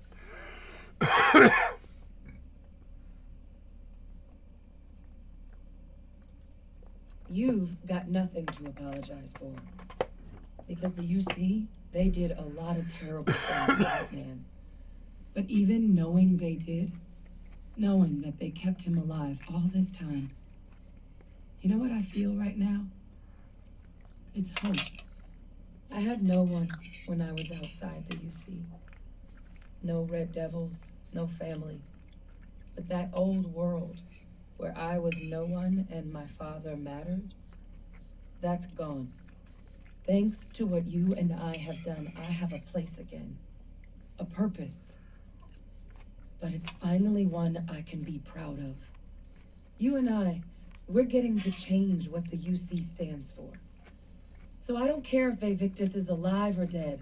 He can rot for all I care. We're the ones who are making the settled systems and the UC better.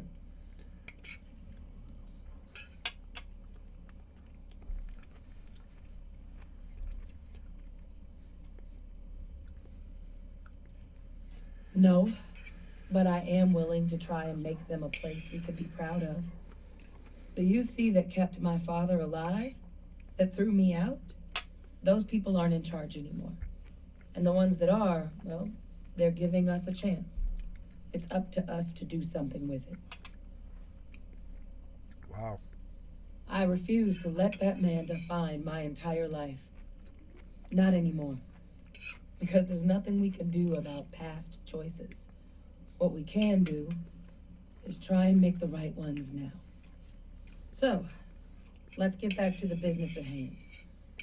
Now, my father just handing over the information on the research team and but, so while, thank you. Now I'll make sure we're, something else you needed? Military Model A. Customized him. Getting him back from... Kaiser lets us do field work with a level of precision that there's really no other way to accomplish. More than a few of the options we're looking into. Detectors to uncover the Terramorph transmission method, or crafting a targeted biological agent. They require highly specific materials to test against. And asking a group of Marines to accompany us for that kind of work, well, It usually ended up with ruined samples and wounded teammates.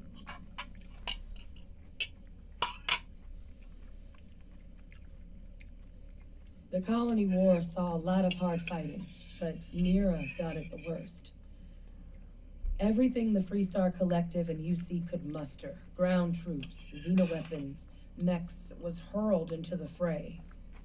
Both sides hoped something would decisively turn the tide, but it never did. When the war finally ended, swaths of that world were so devastated they were effectively abandoned. So what Kaiser's doing there, of all places, I can only guess at. All right, take care of yourself out there.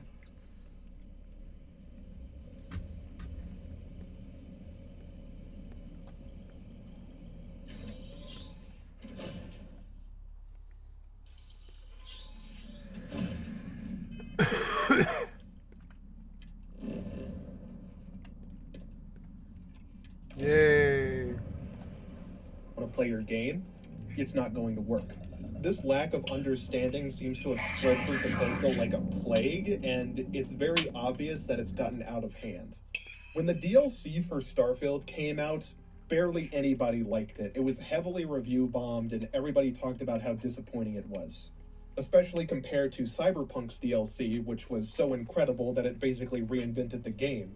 Bethesda does read negative reviews, since they responded to a bunch of negative reviews when Starfield first came out, saying some of the strangest things that any developer has ever said. So they saw all of these negative reviews, all the things gamers were disappointed by, and in response, Todd said, if we added cars to the DLC, then people would have liked it. Out of all the problems that DLC had, the only one they saw is that they should have restricted the release to vehicles until the DLC came out. Genius. This is a level of delusion that I just don't understand. The cognitive dissonance here is absolutely insane.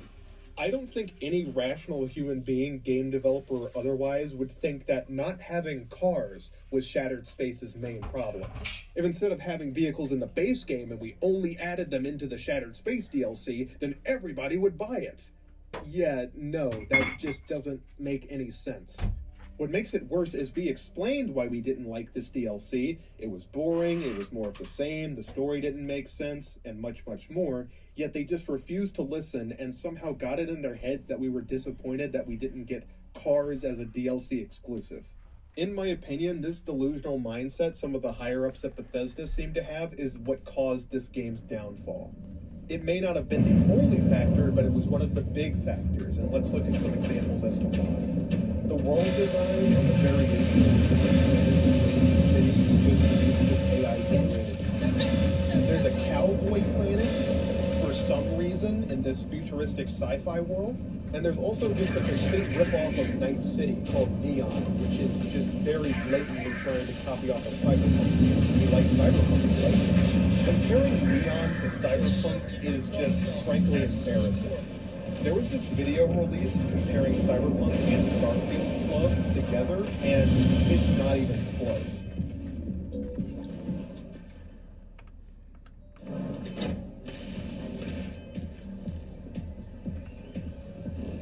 Hi, having fun?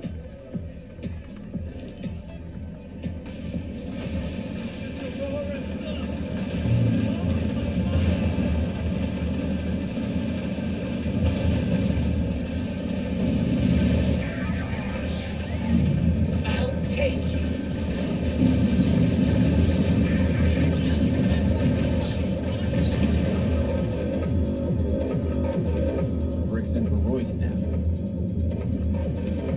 Yeah! Heard what happened at all foods! For reference, this is what they think a club is in Starfield. This is what every nerd who's never been to a club before thinks a club is. From Matrix on down to everybody beyond that. None of these nerds go to clubs. If they do, they did it afterwards. I don't care how not while they were making the nightclub.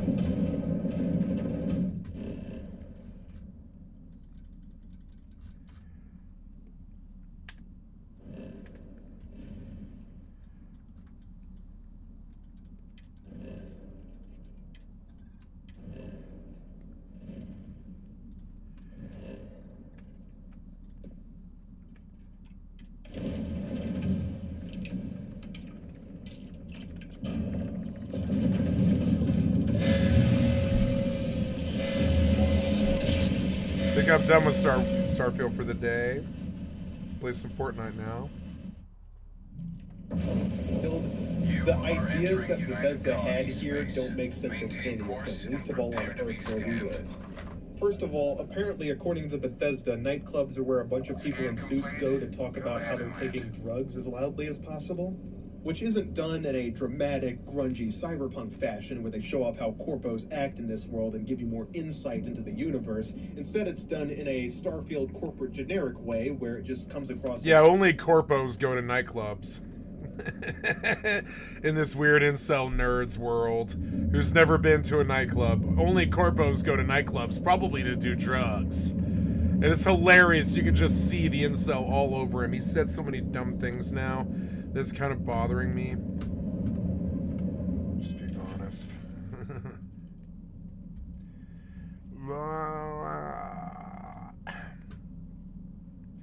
We'll go to some other goal that's a little bit less demanding, and I'll go through combat. Strange and very uncomfortable. Also, what the hell are these people wearing? Again, this looks like something an AI would create. Seriously, you could look up like an AI image generator and probably get results just like this. Nothing here feels like it was made by a human being. It's a collage mishmash of things that we're supposed to like, but since they don't understand why, it just doesn't come together. Seriously, someone at Bethesda walked up to a whiteboard and wrote Space Cowboys, and then everybody clapped. I like to call this clusterfuck design, where you just throw everything and anything at the wall because it sounds cool on paper. This clusterfuck design principle carries over to everything in Starfield, from the ships to the outfits to the guns to the NPCs and so on. Most of these guns look utterly ridiculous and also very impractical to use and hold. There's these videos that go over all the guns in Starfield and how ridiculous and wacky they are, and I would recommend checking them out. They're pretty fun. Out of all the outfits in the game, I could barely find any that didn't look so goofy and ridiculous that I felt embarrassed putting them on. Everything in this game has 100 devices and machines and pipes sticking out of every single orifice, and it makes it feel like you're a walking chemical factory. And the citizen outfits don't work well either, since a lot of them look so all over the place and random that it's almost goofy. What are these hats? Seriously, what are these hats? What makes it worse is there are some people that dress somewhat normally, like I think Sarah looks fine, but all the other citizens look like they're just walking into a Star Trek convention, one where everybody who assembled their cosplay was suffering from hypoxia. And the city design, boy does that not fare much better. It's clear that they really wanted to ramp up the population density to make it look more like Cyberpunk. Unfortunately, the layouts that they had didn't seem to support that at all. So what you'll have is just a bunch of citizens bumping into each other and getting into clusters like they're vultures fighting over a carcass. And since a lot of the entranceways were designed for the player and not the NPCs, they'll be way too tight for anybody to fit through. So you'll just have a bunch of citizens trying and struggling to get through the single elevator they're provided as their escape route from this nightmare. But players love big population densities, so we have to put it in at all costs. The reason we like that is because it feels more immersive, but that immersion is shattered when they start doing whatever this is. Speaking of immersion, none of these X4 NPCs Foundations is act $12.50 like human right now on beings Steam. or do anything that interesting. The only NPCs who have dialogues with each other are the ones that have pre-scripted Radiant encounters, and it's not like Oblivion where the NPCs have random discussions with each other. I would rather take the Oblivion dialogue than this empty void of silence, because at least the Oblivion dialogue was funny. $38.74 for the Planet of Collectors edition. I hope things get better. Bye. Goodbye. Oh, hello. How are you today? I've been better. How about you? I've been better. These NPCs can't be immersive because they barely react to anything you do, look utterly ridiculous, and are just silently standing around. You can pull out a gun and start shooting all over the place, and the NPCs won't react to it in the slightest. What peeves me about this is they do have the NPCs programmed to run away if you damage them, but if you start shooting right next to them, they just don't care, as long as the bullets don't hit them. They could have so easily made it that when you fired a gun next to NPCs, they would run away. The programming was probably there, it's just not included and still isn't included years later. In fact, in one of the major cities, New Atlantis, there is a memorial that you can just walk up and shoot right in front of the security, and they won't do anything about it. Hey, do you guys remember Fallout New Vegas, that game that came out 15 fucking years ago? Do you remember how it had a memorial and if you shot at the NPCs would get angry at you?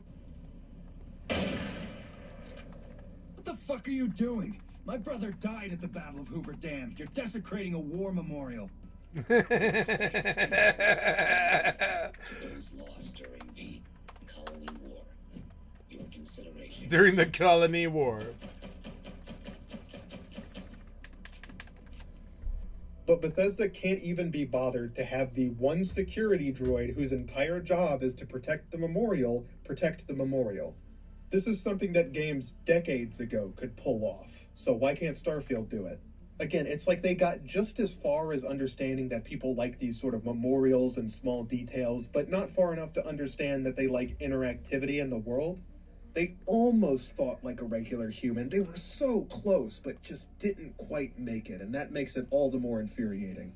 This lack of understanding continues just everywhere throughout the game, and it makes a ton of baffling decisions that I just don't understand.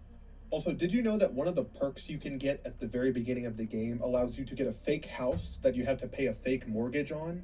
This is here because they want the game to seem more complicated than it really is. Oh, this game's so immersive and so real, you can get fake house and pay your mortgage.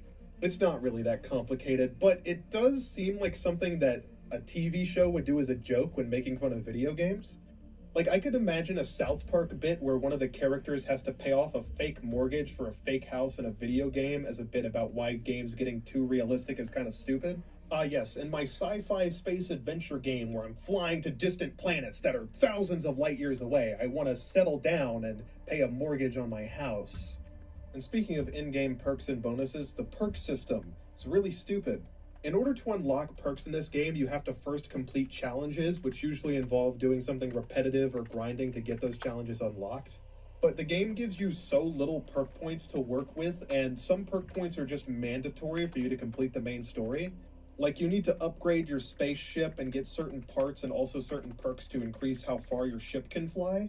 But in order to do that, that involves grinding out the boring and repetitive ship combat, which, don't even get me started on this ship combat, man. I would rather let myself get stranded on an alien world and eaten by monsters than have to deal with this spaceship anymore. But what this perk system amounts to is you usually not being able to spend your points on what you want because you're avoiding doing certain things in the game and grinding out to unlock the challenges, which are just so dumb. Remember when you could just upgrade your stats and get a perk? Simpler times. Remember all that stuff they did in Fallout New Vegas? Oh, everybody just hated Fallout New Vegas, right? Worst game ever. Let's not bother to learn anything from that, because in order to do that, we would have to be making a real video game. And Starfield's not a real video game. It's a fake game. Most of the perks here are super lame, where you just never bother to get to them because you're busy focusing on your ship or combat. Or if you were in the pre-launch era, trying to get your boost pack as upgraded as possible since there weren't any land vehicles yet to let you travel. I still can't believe it took them months to implement vehicles in the game that's main gameplay loop is running across vast, empty landscapes of complete nothingness. But in between that, there's the combat, and they must understand the combat system, right? Their lack of understanding surely couldn't impact that at all. It does. It does.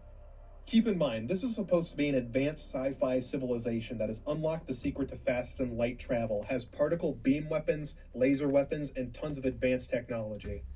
And their method of combat is generic firearms. Seriously, this game is supposed to take place over 100 years in the future with advanced sci-fi technology, and everybody's using basic ballistic weapons.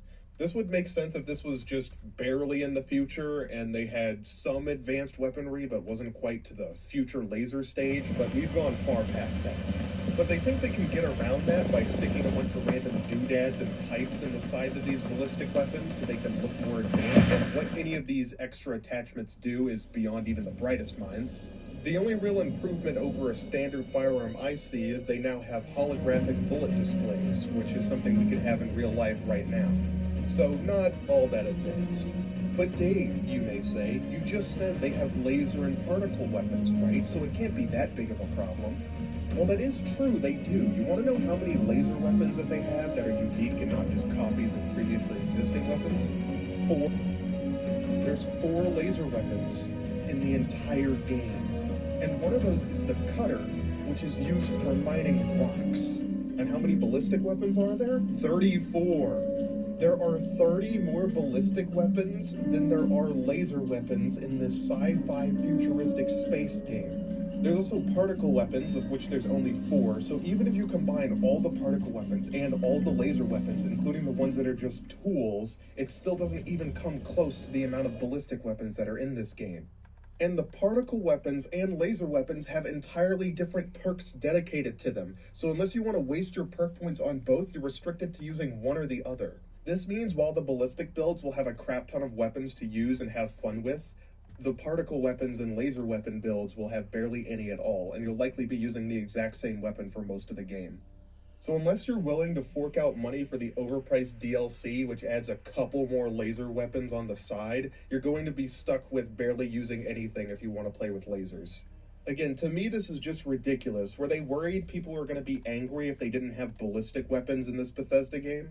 God forbid we have unique and interesting weaponry in a sci-fi space game with